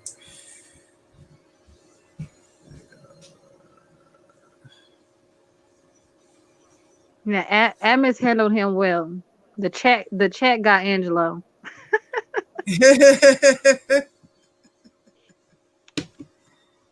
All right. Okay, so now, All right, where we at? all right, you said the defendant wanted to proceed because he still needed to come. Next question is, and by come, do you mean ejaculate? Yes, I do. What happened then? We persisted, and then he made me get back on top of him. Oh, he made me get back on top of him backwards, and then he ejaculated. And what happened after the defendant ejaculated? After he ejaculated, I was able to put back on my clothes, and he did allow me to sing. Wow. Wow, what a maricon. And what did you sing for the defendant? I sung Mama Knows Best by Jessie J, which was a ballad. How, if at all, did the defendant react after you sang for him? He seemed very impressed, and he said that I had a great voice and that I had a lot of potential. And what, if any, future plans did you make with the defendant that evening? He did say that he would like to see me again and teach me a few techniques. You testified earlier that when you saw the defendant perform at that concert in Orlando, he was performing as part of a tour. Did you learn what types of venues the defendant was performing at as part of that tour? It was stadium shows and a lot of outdoor festivals And where were those shows? in multiple cities and states. Throughout the country? Yes.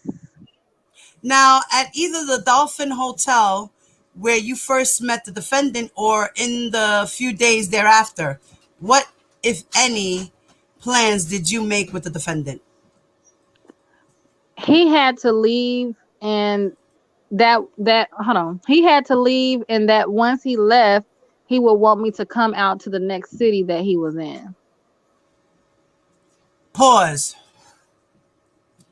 Now, for those who said that there was no proof of of transportation and there was no proof of Mann Act, right?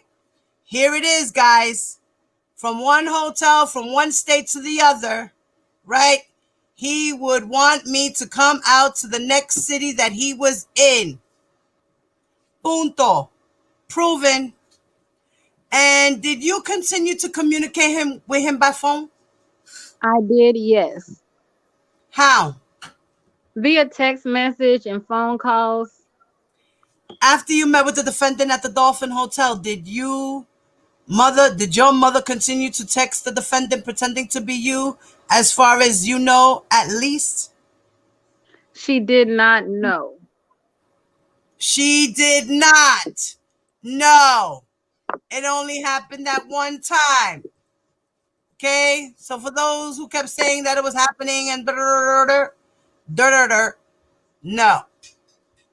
Question. Now, in the few days after you met the defendant, do you recall sending the defendant a video? I do. And what video did you send the defendant? The defendant had asked me to send a video of my singing in my underwear and bra. Okay. Pause. Again. The mother did not send the text with her in her underwear and bra. It was Exactly. her who did it. Okay? So let's debunk that one. Check. Next question. And did you do that? I did, yes. Did you, what, if any, other videos did you send the defendant? I sent him videos of me dancing, singing, and more videos of me performing. Did you send the defendant any professional videos of you? I Thank did, you. yes. What did you send him? I sent him my unreleased single that my parents had paid for, and I had asked him for his input and his opinion.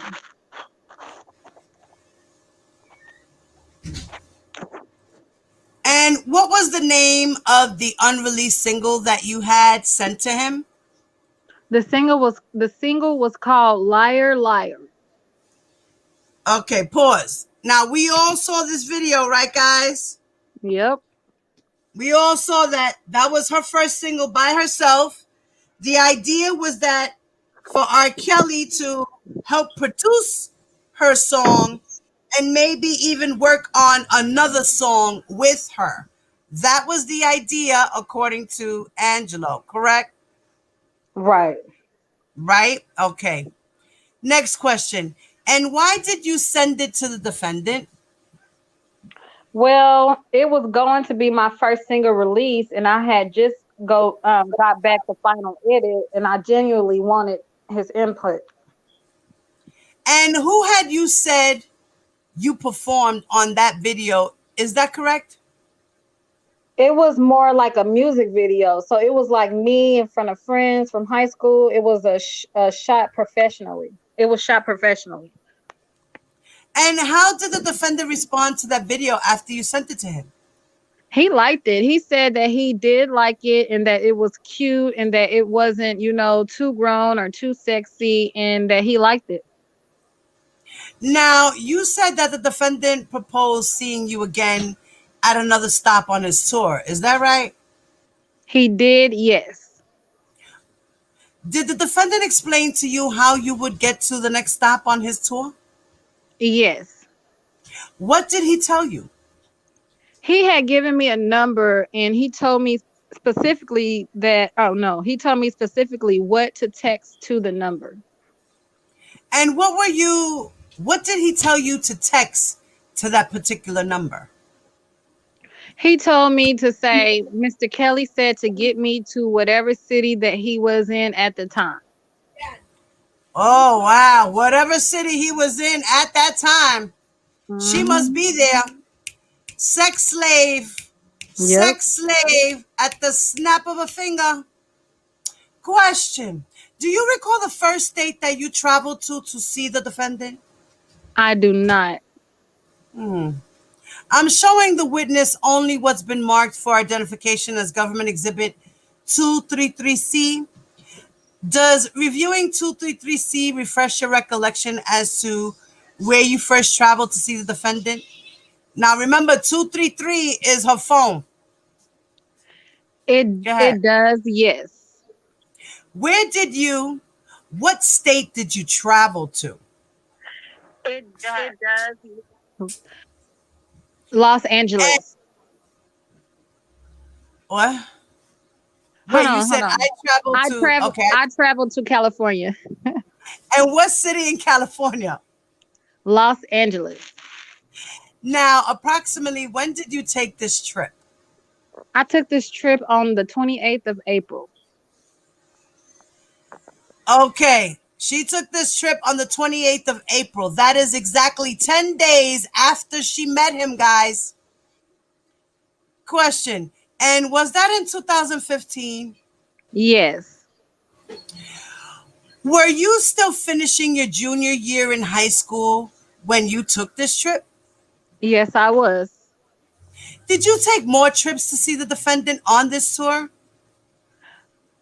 I did. Yes. While you were still in your junior year of high school, generally speaking, what days would you travel to see the defendant? He would. I would usually travel the weekend, but sometimes it would go over and lead until Monday. Pause. My question is, if the parents didn't know, how would it lead into a Monday and them not be like, where the fuck are you? Exactly. I could understand if she was like, Dad, I'm going to spend the night at Fulana's house for the weekend. Can I? Sure, honey, you can go. Stay with Fulana. But now you're coming home Monday? Nah, your ass was supposed to be here at 5 p.m. on Sunday. Where you at? Who you with? What are you doing? I'm calling you ASAP. You're not here by 5 o'clock. We have a problem. Next question. And would you miss days of school as a result of this? Yes, I would. And you testify that the defendant told you to send a text message to someone to arrange travel? Who do you understand you were sending a text message to? It was an assistant. An assistant who worked for the defendant? Yes. Did you learn her name? Her name was Cheryl Mack. I'm showing the witness only what's been marked for identification as Government Exhibit 38. Do you recognize Government Exhibit 38? I do, yes. What is Government Exhibit 38? That was his assistant in the year of 2015, What was her name? Cheryl Mack. Ms. Getty says, government offers Government Exhibit 38. The court says, any objection? Mr. Koenig said, none. The court says, I just don't recall. Did you offer the other exhibit as well? Ms. Getty said, I'm about to. The judge says, do you object? Mr. Koenig said, no. The court says, okay, that's in evidence also. Government Exhibit 233C was received in evidence. Government Exhibit 38 was received in evidence. Ms. Getty says, thank you. And Ms. Getty continues, so what, if any, information did you provide to Cheryl Mack when you first sent her a text message asking to arrange your travel? I said to her the city was I'm sorry. I said to her the city that I was currently departing from, and I sent her my birth date.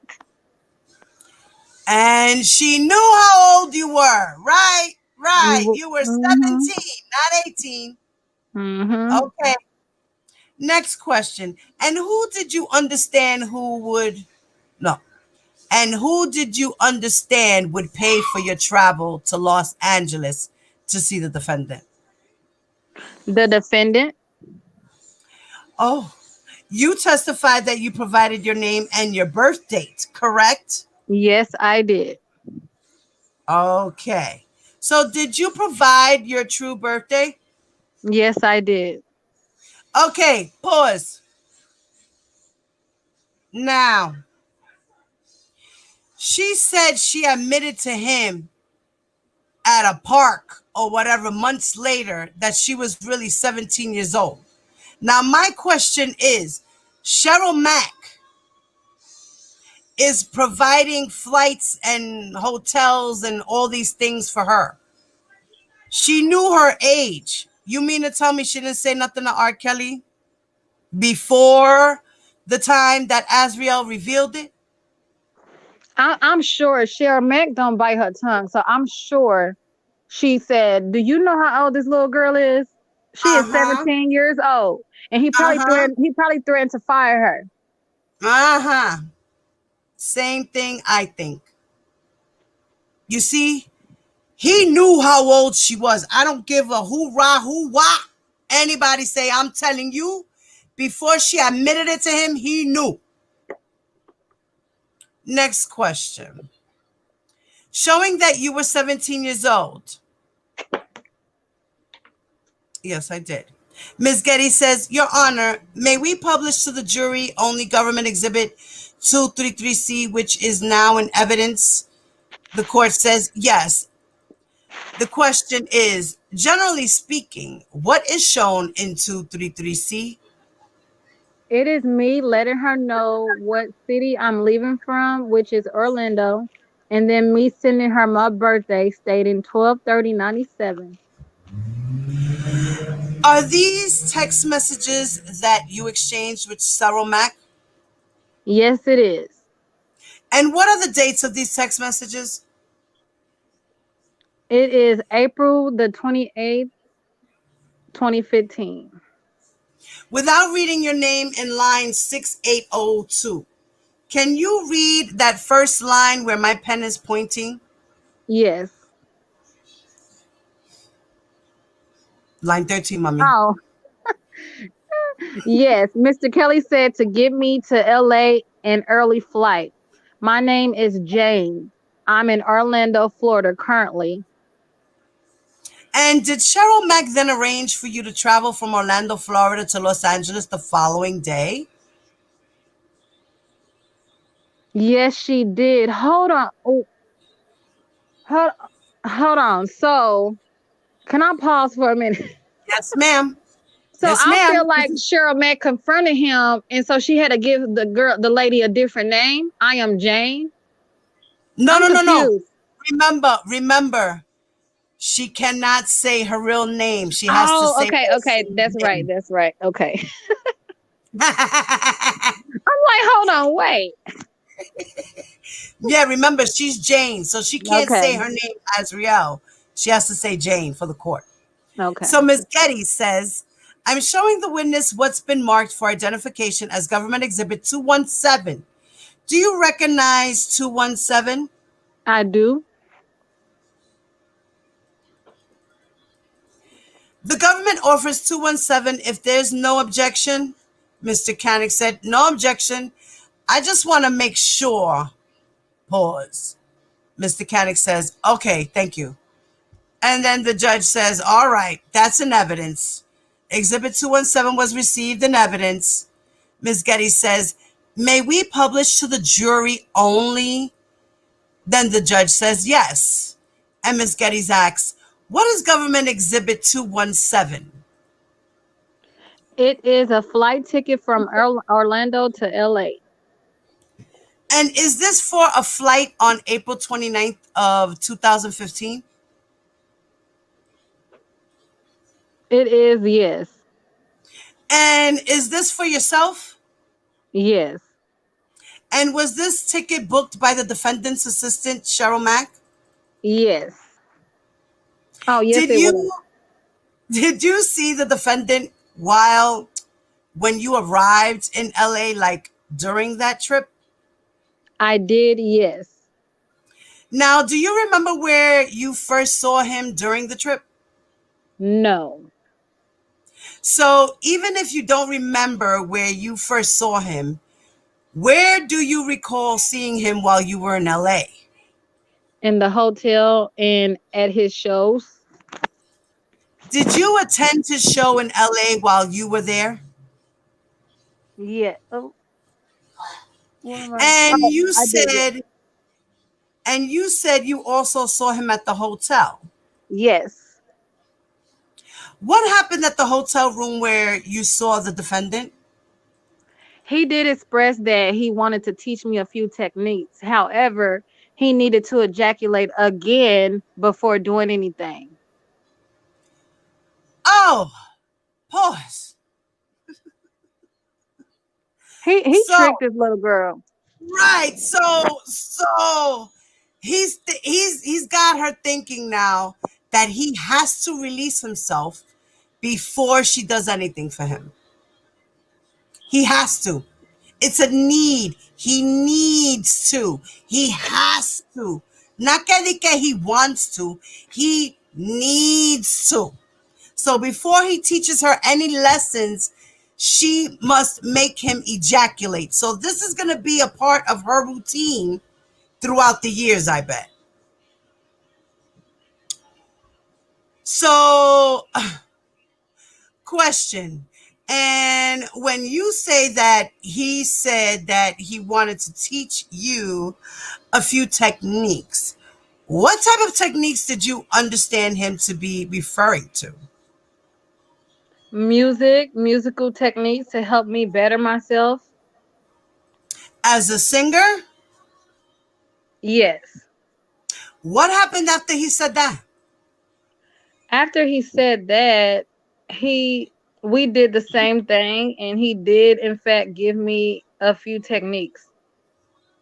Uh-huh. So, make me come and I'll show you techniques. Technique for technique. Wow. Next question. And when you said you did the same thing, what are you referring to? Oral sex, he needed to Oh, ejaculate before anything. oh, nice. So, did he give you oral sex? Mr. Canick said, objection. Judge said, overruled. Sit your ass. Go ahead, Tears. I don't remember. I believe we'll like eating my butt. Yes. No, he's a booty snatcher. He's a booty snatcher. He likes to eat the booty like groceries. Girl, I've done saw the video for myself. Question. Are you saying you don't remember where specifically he gave you oral sex on? On what part of your body?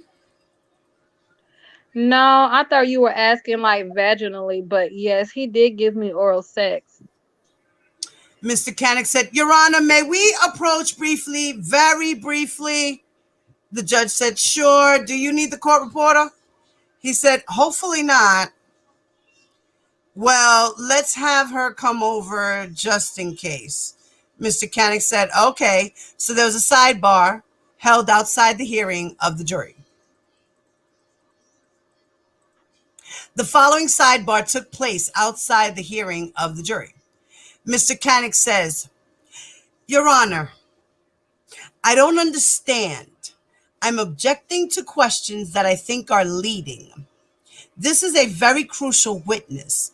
I think we should be getting her testimony, and the court is overruling those objections. I don't want to continue to object if you're going to overrule them, but I just need to know the rationale. Auntie Anne said, well, my general policy is I don't look back on rulings, but I will surely explain it to you.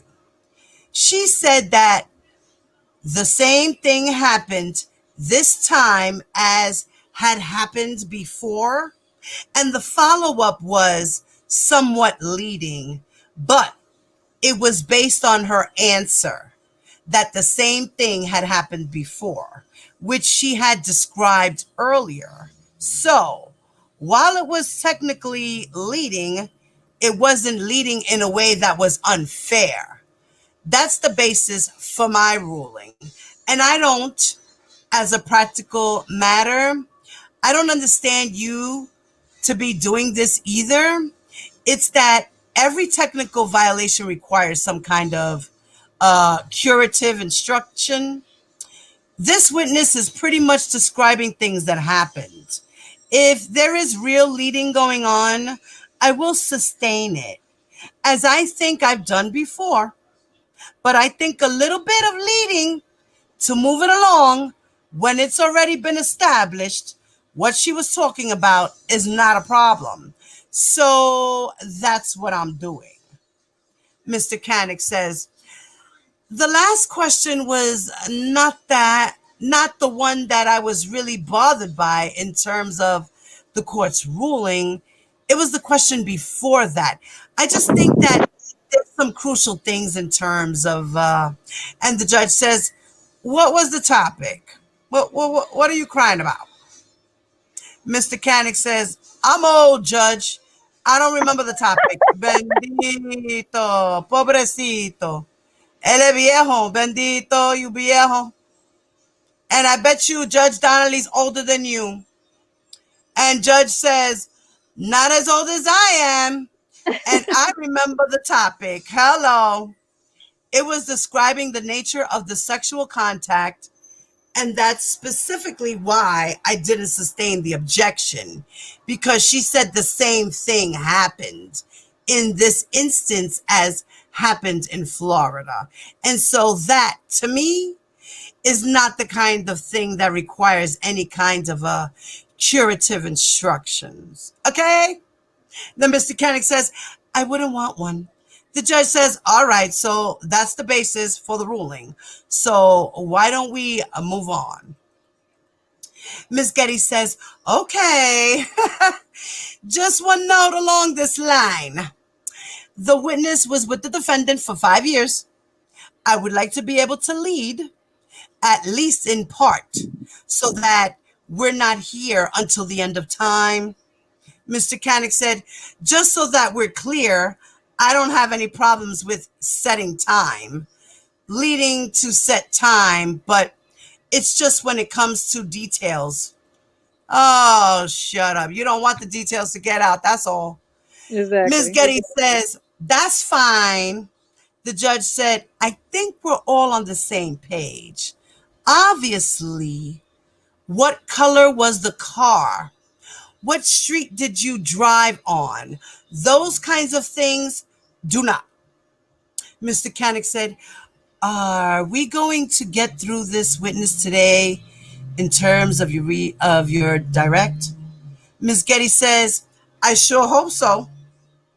Mr. Koenig said, okay, all right, okay. Thank you, Your Honor. So now in open court, the jury is present. The judge says, okay, next question, please. Now the examination continues by Ms. Geddes. Her next question is, while you're with the defendant in Los Angeles, what, if anything, else did the defendant describe to you? Pertaining to what?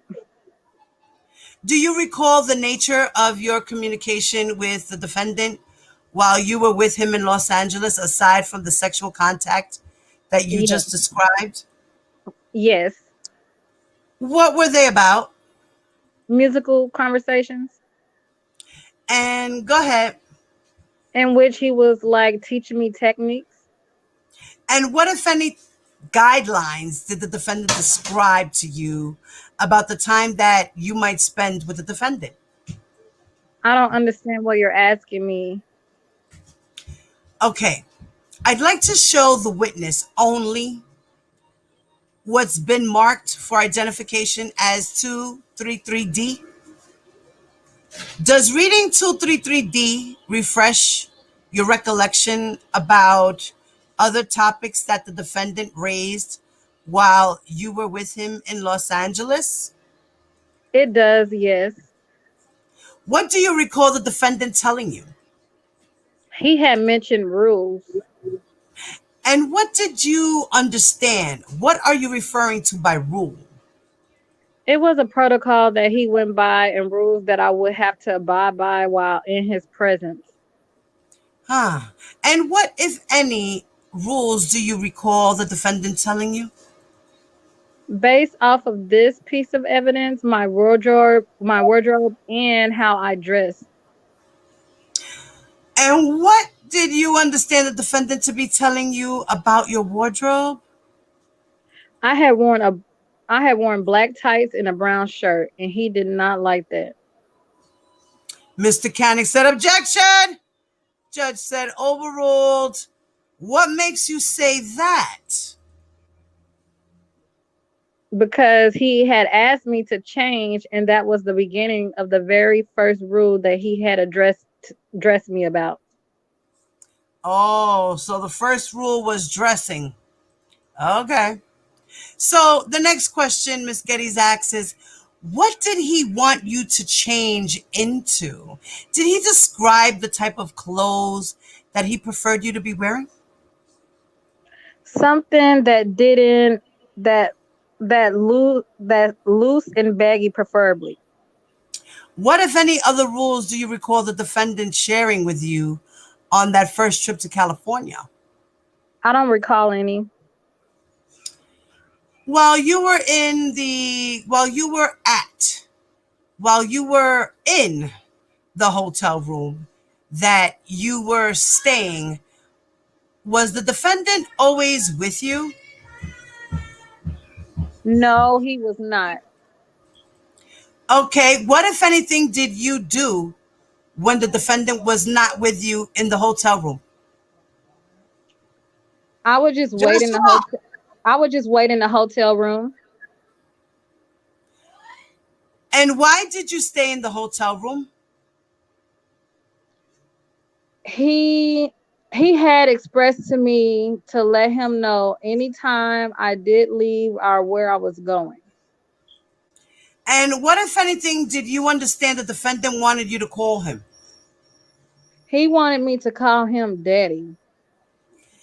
The government showing the witness again what's been marked for identification as 233D, which you were just previously looking at. Do you recognize what this is? What that is? Yes, I do. Generally, what is that?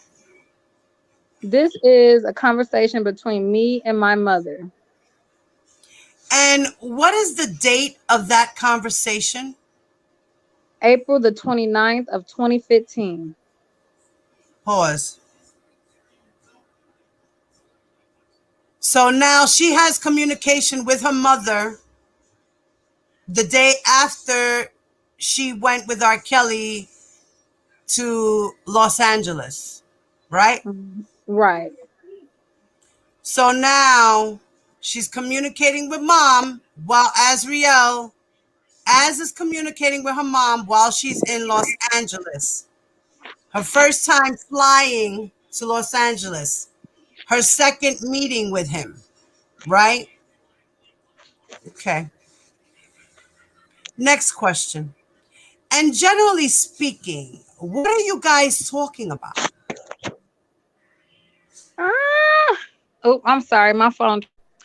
I'm telling her that he is talking about rules and that he told me to change. The government offers 233D. The judge says, any objection? Mr. Koenig said no. The court said, okay, that will be in evidence. Ms. Getty said, may we publish? The judge says, yes. Exhibit published. Ms. Getty continues with her questioning. All right. And where my pen is indicating, is that where you were telling your mom that the defendant was talking about the rules? Yes. Now you heard what she said, right? Is that where you were telling your mom that the defendant was talking about the rules? So she was explaining to her mom about the rules. So Ms. Getty says, I'm showing the witness only what's been marked for identification as 233E. Do you recognize what's shown in 233E? Yes. I do, yes. Generally speaking, what are those? This is a conversation between me and my mother. And what is the date of that conversation? April 29th, 2015. And are these text messages between your mother and you? Yes, they are. And what are you discussing with your mother in those text communications? I'm expressing to her that he has me in sweats. Hmm. And the government offers 233. One question. Who are you referring to when you say he has you in sweats? The defendant. Okay, pause. So now the mother knows that she's got a rule that she has to follow to where she has to be dressed in sweats. Another Right? red flag. Another red flag. Right. That Right. Then okay, she said the defendant. The government offers 233E. The judge says, any objection? Mr. Canick said no. The judge said, okay, that's an evidence. Ms. Geddes says, may we publish? The judge says yes. Next question by Ms. Geddes. And can you read the text message where my pen is pointing? yes, but he yes, but he got me in sweats. And who wrote that text message I sent that text message to my mother. about the defendant? Yes. And now, can you read the message at the bottom? He ain't like my type showing my figure. And again, who are you referring to? The defendant. Do you recall what, if anything, the defendant told you about the value of your trip to Los Angeles? No. I am showing the witness only what's been marked for identification as 233F by Ms. Geddes. Next question. Generally, what is shown in 233F? It is basically me texting my mother about a conversation that I had with the defendant. And what is the date of these text messages sent to your mom? May the 1st of 2015. The government offers 233F. Mr. Canick, no objection. The court says, all right, in evidence. Ms. Geddes says, may we publish? The judge says, yes. Next question by Ms. Geddes. Can you just read the text message at the bottom, please? He just texted me. He said, although he isn't with me, this wasn't a waste of a trip. He said I should take this time to try and ease my mind and soak in everything he's been telling me. So when I actually go into this industry, I'll I'll have a mature frame. I'll have a mature frame already. Grooming process. Definitely some grooming. Grooming process. Mm-mm-mm. And the he in that text message, who are you referring to?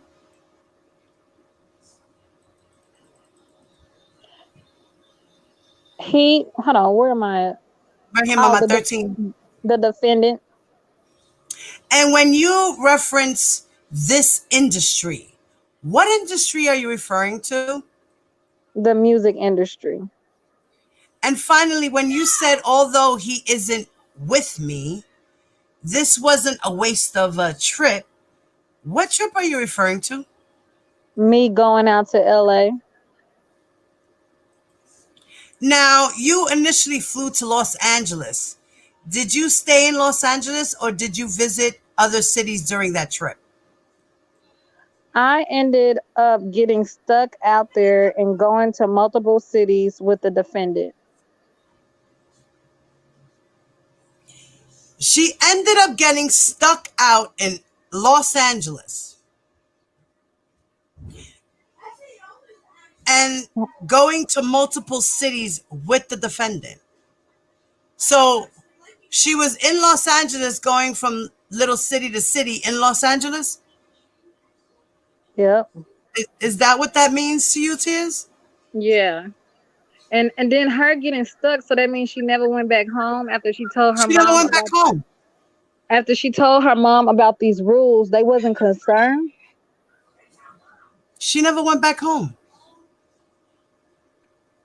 So where is this shit that they saying that she drove her back to R. Kelly? right? All right. Let's continue. Um okay, multiple cities with the defendant. Next question. How did you travel from city to city with the defendant? He had his assistant book flights and the entire itinerary. Do you know how the defendant traveled between cities? He did express that he did not fly because of his fare and that he traveled by tour bus. Do you remember where you went after Los Angeles? I do not. I'm showing the witness what's been marked for identification as 233Q by Miss Geddes. Do you recognize 233Q? I do, yes. What is shown there? It's a conversation between me and his assistant Cheryl, and I'm telling her exactly what the defendant told me to say. Which is what? That Mr. Kelly said to get me to Stockton, California. And what is the date? Are those text messages between you and Cheryl Mack? Yes. What are the dates of those text messages? May 1st, 2015. The government offers 233Q.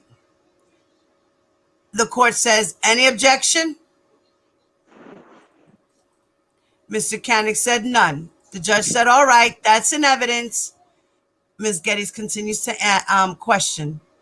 After reviewing 233Q, do you recall where you went after Los Angeles? To Stockton, California. And who made those travel reservations for you? His assistant Cheryl. Now, do you remember where you stayed in Stockton? I do not. I am showing you what's been marked for identification as 233R. What is 233R?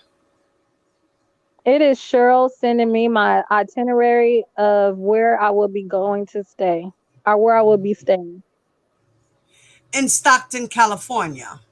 Yes. Ms. Getty says the government offers 233R. The judge says, any objection? Mr. Koenig said no. The judge says, that's an evidence. That's an evidence. Ms. Getty's questions. Where were you going to be staying? Where were you going to be staying in Stockton? At the Residence Inn. Now, do you remember what you did once you arrived in Stockton, California? I do not know. Oh, I do not. Why were you in Stockton, California? I was there for to see the defendant for a show that he had. And did you go to the show in Stockton, California?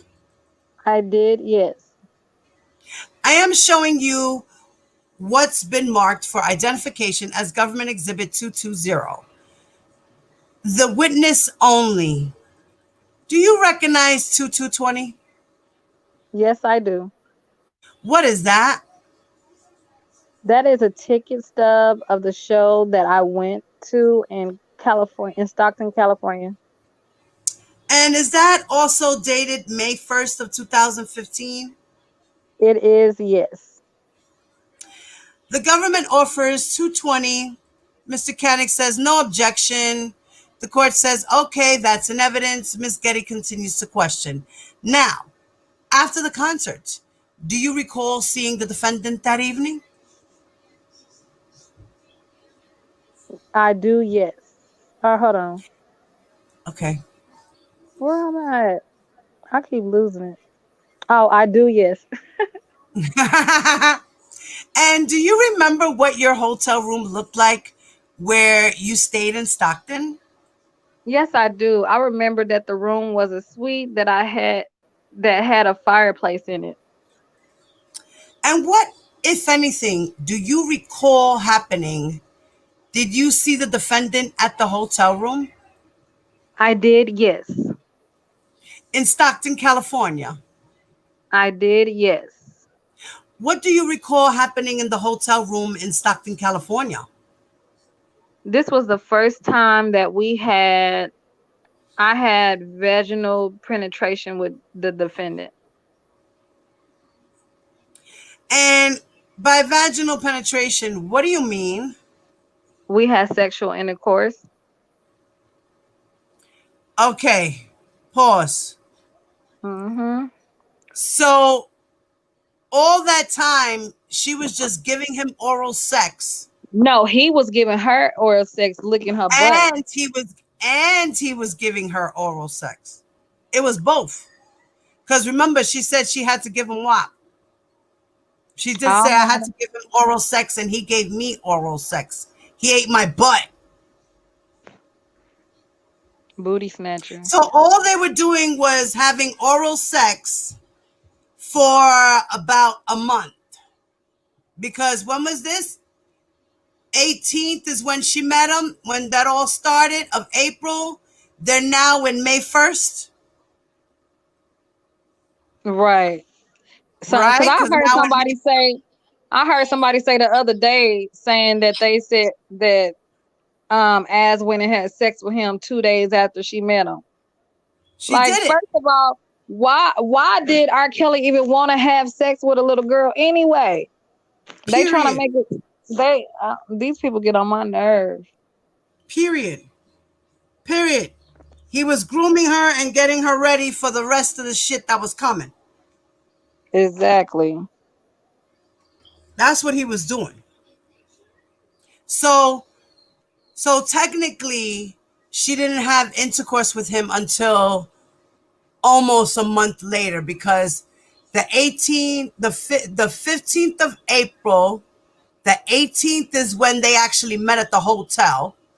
3 days later, then the first is when they were in California, in Stockton, California, Mhm. because she was already in Los Angeles by the 28th of April.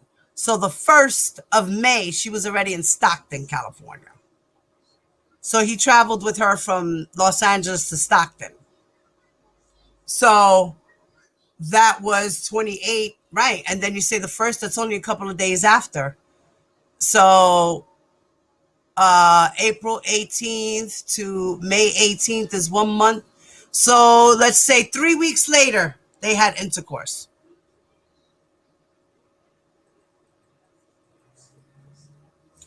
So now, was the defendant's penis inside your vagina? Yes, Tears? yes, it was. Look, I'm And over here falling prior, asleep. no, mama, don't fall asleep on me. We You know only did I a, will. we only did a little bit of reading. We only did a little bit of reading. You can do it. Chugga chugga chugga chugga choo choo. Chugga chugga chugga chugga. Is anybody else willing to hey Lordship? Hi Lordship. Matter of fact, hi to everyone. Hey Sarah, Tasha, Sugar Brown, Blade, Nicole. Hello everybody. Who else is in here? Let's see. Lagoon, Tone. What up, Yeah. Lord Shit? What up, Tone? Yes, Lordship. Blade, You Tarsha? wanna Yes, Tasha, Lordship. One of you guys want to fill in for Tears for now? Give her Hey, a break. somebody fill I'll in for drop me, the y'all. link. Well, actually, the link is pinned to the chat, guys. The link is actually pinned to the chat, so you can just tap on in. All right. She's starting to fall asleep on me. We got a little bit more to go because this is going to be a part 2 to this, but I think we could read a little bit more. How about that? How about that? Huh? Anybody want to come up? D Live for Christ. What's up, D? Sarah, Sugar Brown, anybody? Tasha? No, we could read for like another 45 minutes. Listen, I forgot I gotta go to my second job tonight, and I've been up since like 6 this morning running around with my daughter. That's why you needed a nap. Gotcha. Sorry, Diva, I can't. It's okay. Anybody else?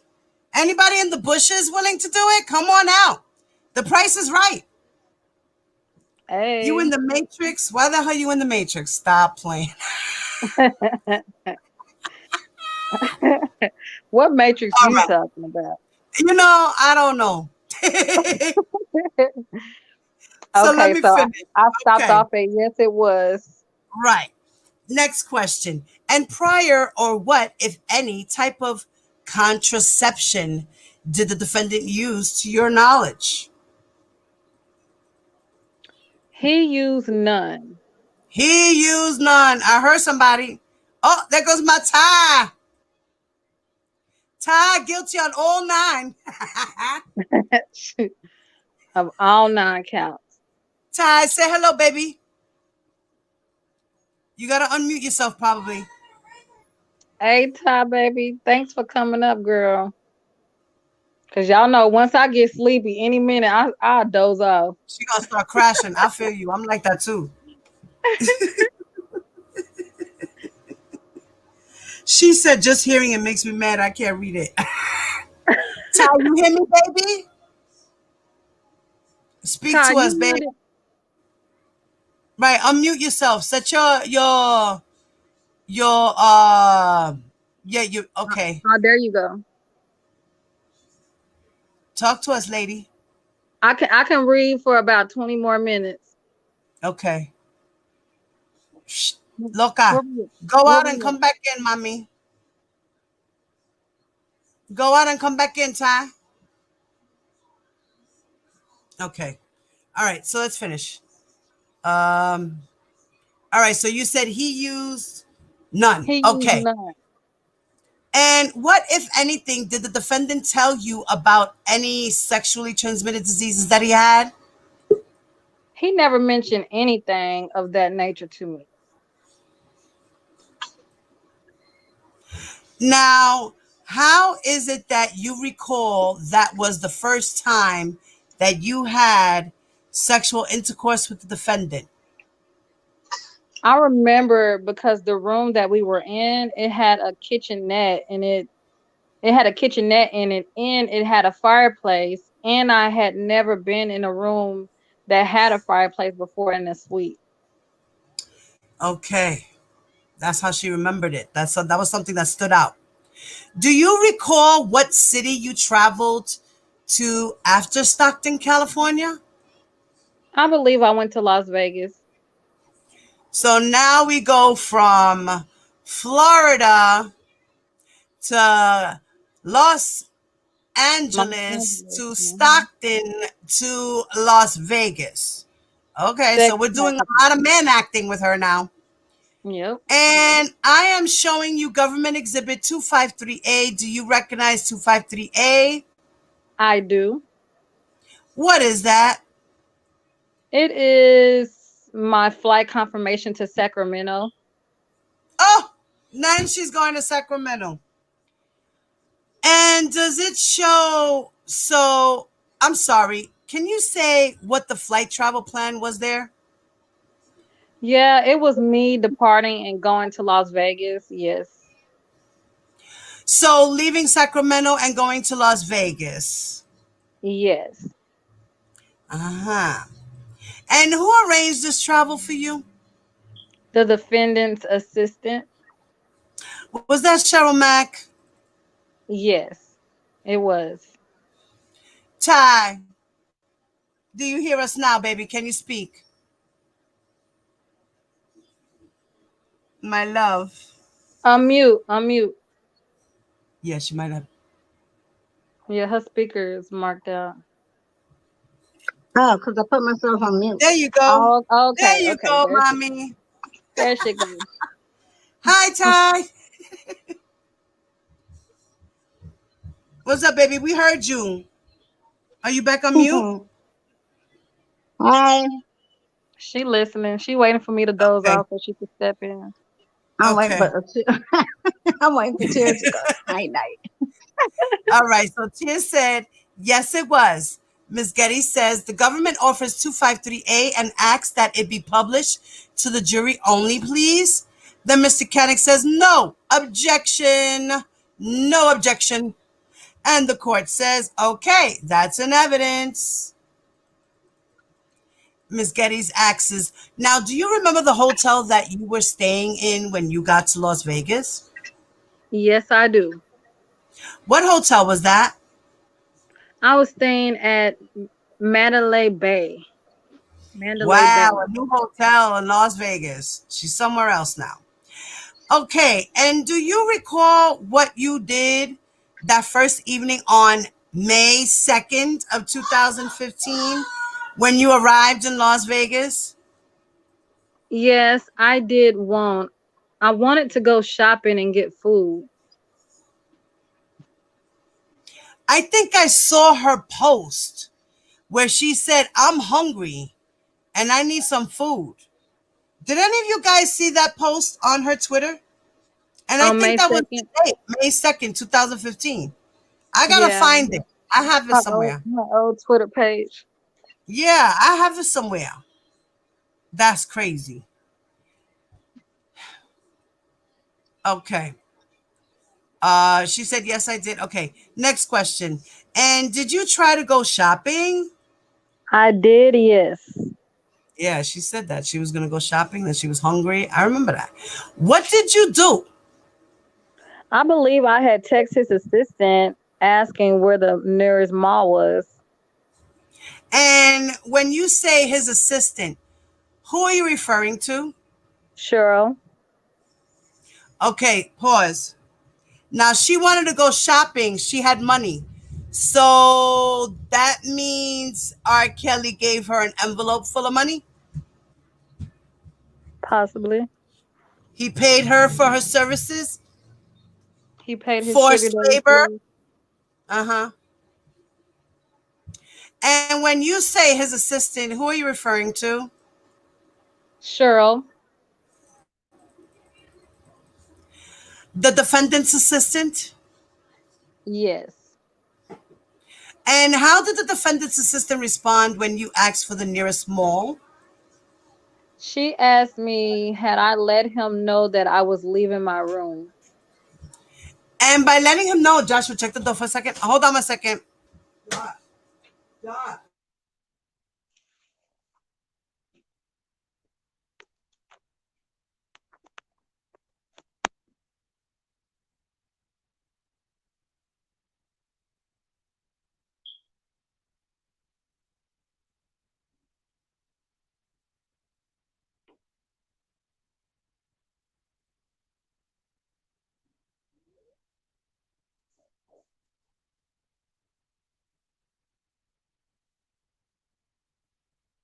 So I never heard Azriel's testimony saying that her mom drove her or her mom bought her a ticket.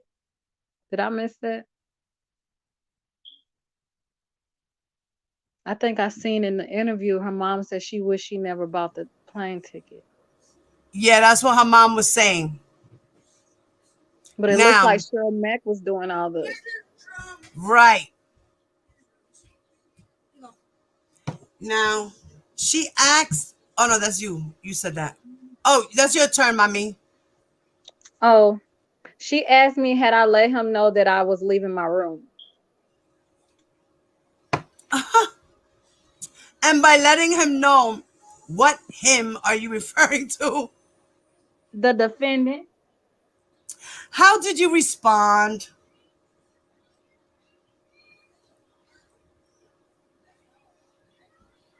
I told her no, I hadn't.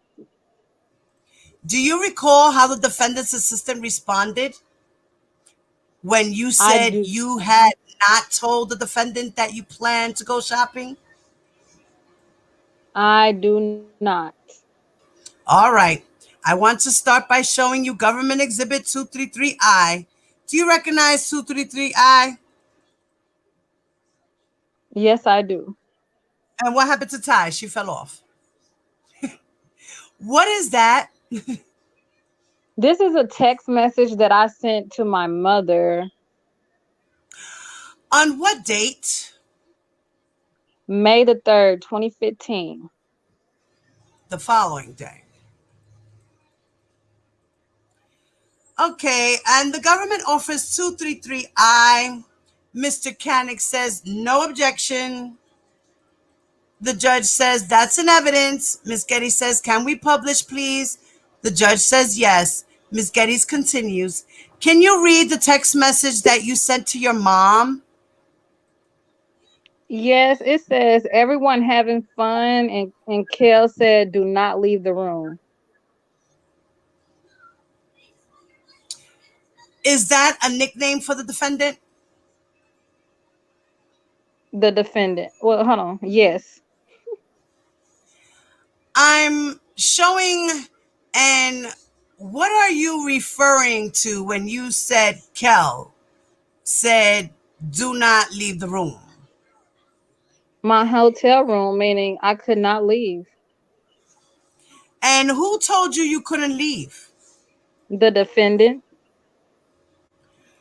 And Ms. Getty says, I am showing the witness only what's been marked for identification as 233J. I'm sorry, I'm showing the witness only what's been marked as 233G. Do you recognize 233G? Yes. What is shown in 233G? This is a conversation between me and his assistant, Cheryl. And what is the conversation about? Me wanting to go to the mall. And is this the conversation you were just describing a moment ago? Yes, it is. The government offers 233G. Mr. Canick says no objection. The judge says that's an evidence. Ms. Getty says may we publish. The court says yes. Ms. Getty asks the question, can you read the jury the text and corresponding to this entry 5837? It says, read the text before it or after it. Read the text before it or after it. You can just read that first text 5837 right over here. It says, trying to figure it out. Mr. Kelly okay with you going out of your room? It's very Hold on. scroll up. Hold on a second. It's very hectic out. All right, I'm going on mute for a second, guys. Ty, you could take over in 9 more minutes. I'm gonna take me a nap. That's how I know I'm old. People tell me I look young. No, I'm old. I need my naps. Are you laughing?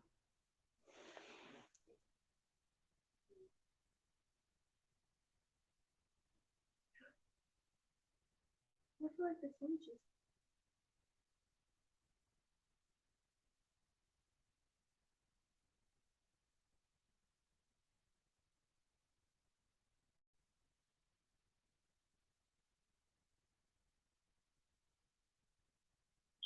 Yeah, go on Choke Joke and listen to what he said. Watch his interview on Lifetime from season 1 and or any other interview he has done about this. And listen to these transcripts.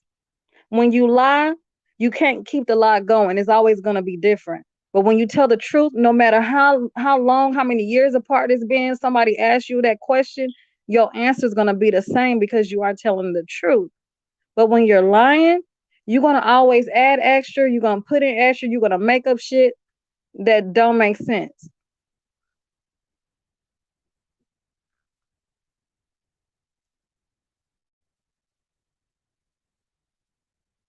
Sugar Brown, clearly not.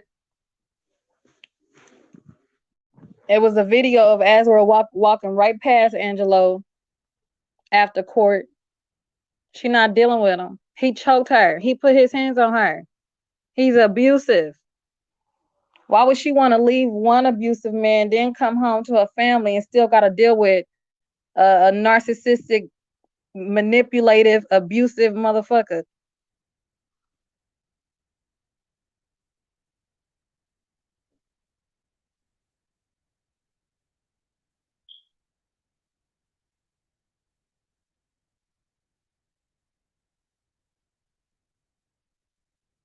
Man, Rocky, you hear my daughter laugh at me when I said I needed a nap? Well, just wait. Wait till she get old. She gonna understand what these naps is for.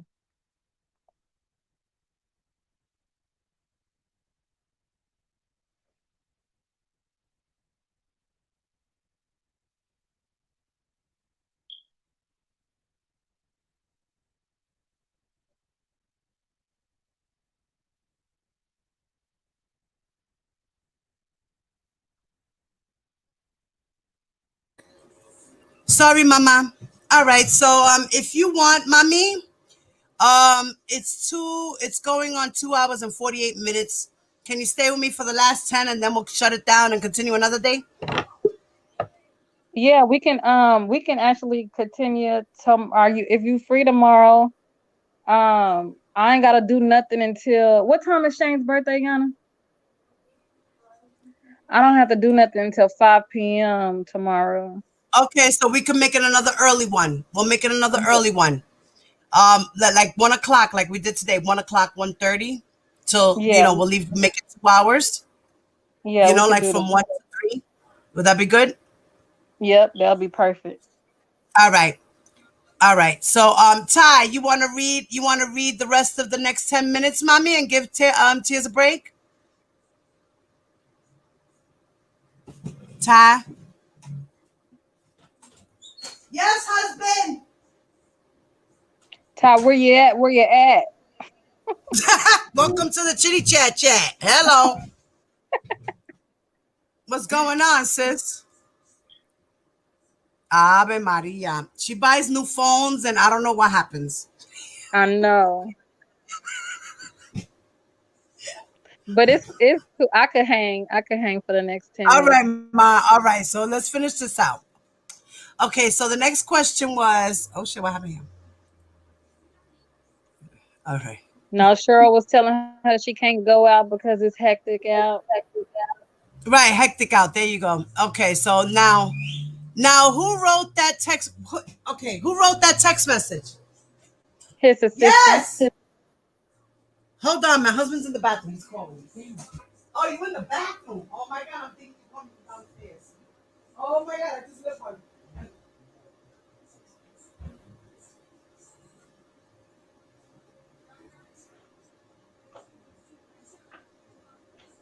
Okay. A lot of things going on. So yeah, we definitely gotta end this. Okay. All right. So now who wrote that text message? His assistant, Which assistant? Cheryl. Cheryl Mack. Yes. And how did you respond in the next text message? Can you read that out loud? I said I didn't ask him, and if you can't get it, it's fine. I'll just chill inside because the taxi lines are hectic. Thank you for the help. And is there a response from Miss Mack? Yes. And what does she say?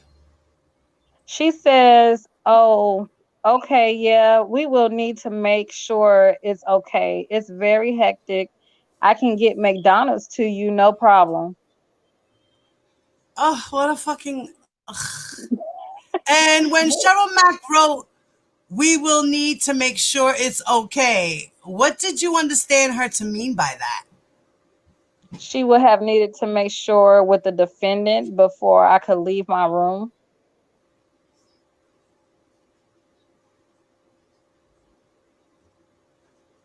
Sorry. I was like, what happened? Sorry, I had to walk away. My husband. It's getting hectic. Yeah, we definitely gotta end this. Okay. She said, "Oh, that's you." And when Cheryl Mack wrote, "We will need to make No, sure." Okay, it's she who did. Okay, line who, if 23. anyone? Yes. Sorry, guys. Who, if anyone else, do you recall meeting when you were in Las Vegas? I remember meeting a young woman who he said was a friend Hmm. A of his, a friend. friend of his. Do you remember her nickname? Yes, Juice. Ugh. And where did you meet Juice? I met Juice in Las Vegas. And do you remember where in Las Vegas? Yes, I believe I was. He had told me to come down to the lobby, and that is when I initially met her. She was already down there. Uh-huh.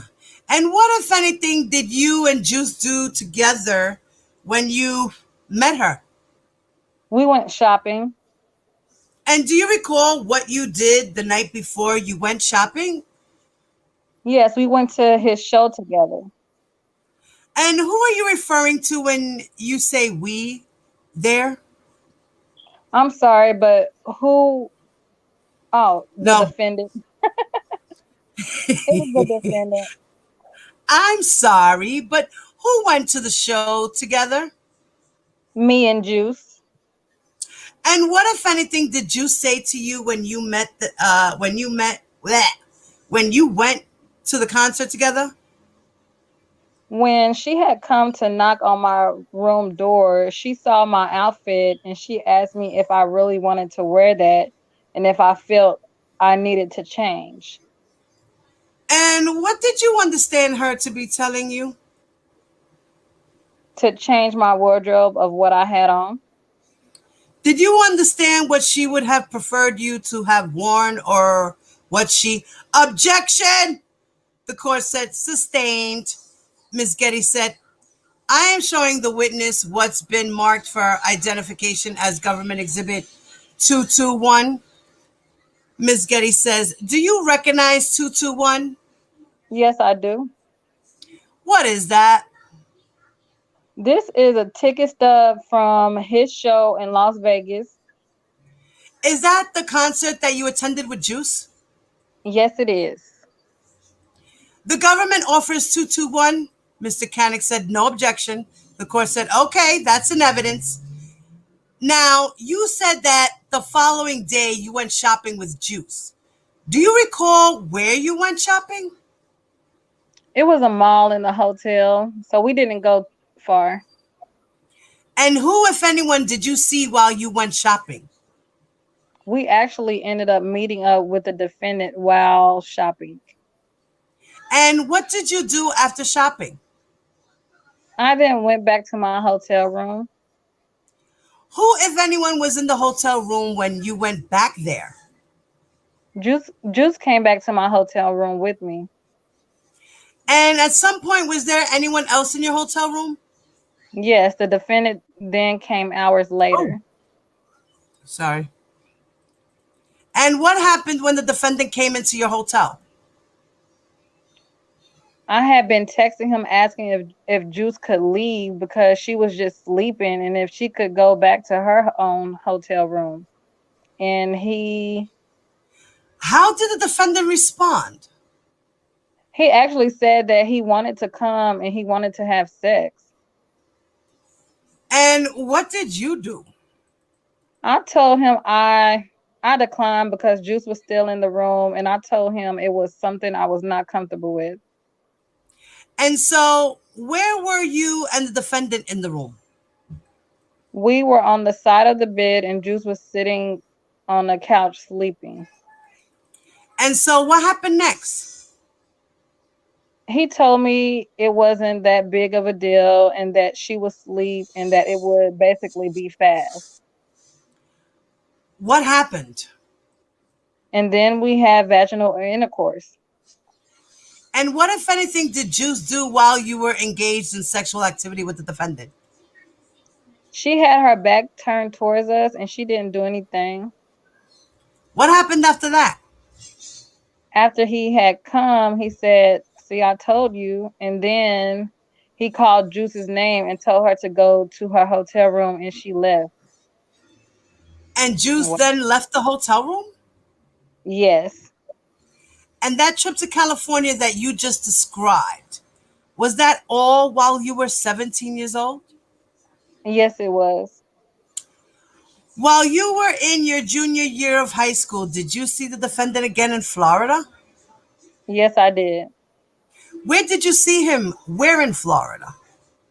I saw him in Jacksonville. Why were you in Jacksonville? I was actually in Key West because I had a show that was not far from there. And by show, what do you mean? I had my own performance that I was doing for breast cancer awareness. All right, this is going to be the last page. What did you do? So, how did you end up meeting the defendant in Jacksonville? My show actually ended a lot earlier than anticipated, and because he was in Jacksonville, I didn't want to surprise him and tell him how well my show went. Oh, I did want to She surprise him and did tell want to, yeah. him. Yeah. Who, if anyone, were you with? I was with my mother. By the way, what, if anything, did the defendant ask you to do at your show? He told me to send him pictures and videos of me performing. I am showing the witness only what's been marked for identification as 233M. Do you recognize 233M? Oh, Yes, I do. what is that? It is a conversation between me and my mother. And what are you talking about? I'm basically saying he had wanted someone to record my show and that he had said good luck. And when you say he, who are you referring to? The defendant. Okay. We're going to leave it here. We're at 8:31. So that's where I'm going to mark it at. Okay.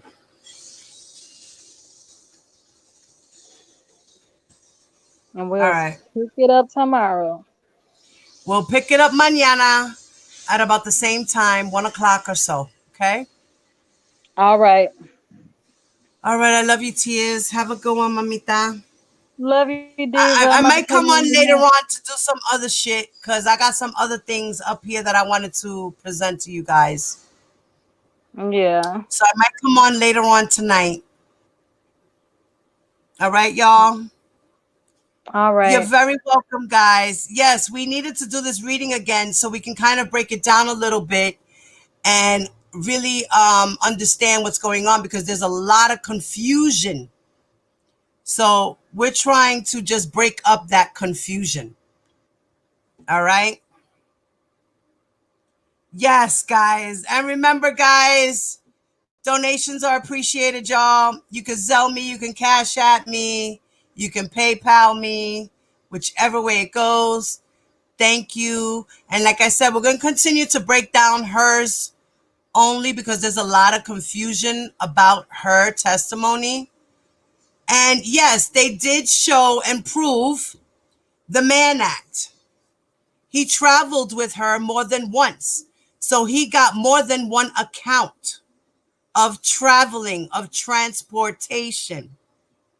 Because a lot of them are like, oh my God, why is it that she has like 6 transportations or 5 or whatever it is? I forgot what number exactly. Why does she have all these Mann Acts? Why? Because he took her from Los Angeles to Florida to California. And when he had her in California, had her in Las Vegas. Then he brought her back to, come on, man. That's transportation, bro. For what? Immoral purposes. Whether she consented to it or not, that's part of the Mann Act. It doesn't matter if she said, yes, I'll go with you. It doesn't matter if she even paid for the flight. If you people are paying attention to the 6 parts of the Mann Act, you will understand why R. Kelly was charged the way he was charged. If you're not paying attention to those breakdowns of the Mann Act that I have been throwing out, then you will be fucking lost. So get with the program. Let's get some knowledge because knowledge is a lot of power. And without knowledge, you ain't got no goddamn power. You ain't got no goddamn common sense either. Okay? So let's just remember that, guys. Okay? For those in the bushes who are on the other side, please understand that. Please, please, I beg of you guys, watch the 6 that I have so far broken down of the Men Act. There's still more to come. I will be dropping it.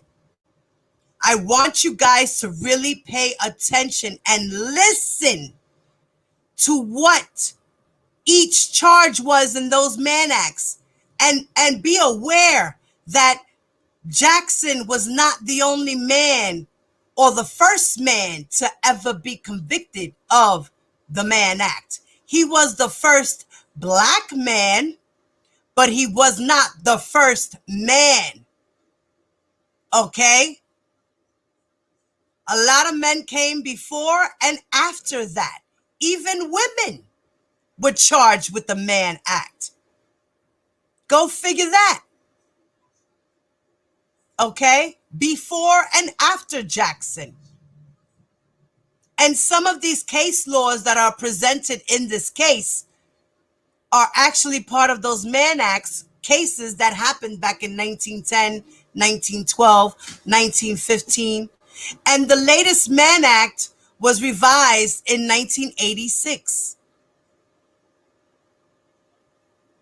They changed the wording around. It's no more white slavery.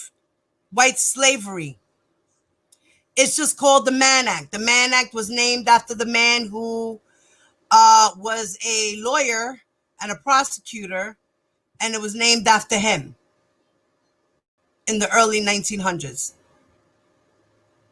Okay? Knowledge is power, guys. Knowledge is fucking power. I tell y'all that all the time. Please pay attention, especially for the slow bus people in the back.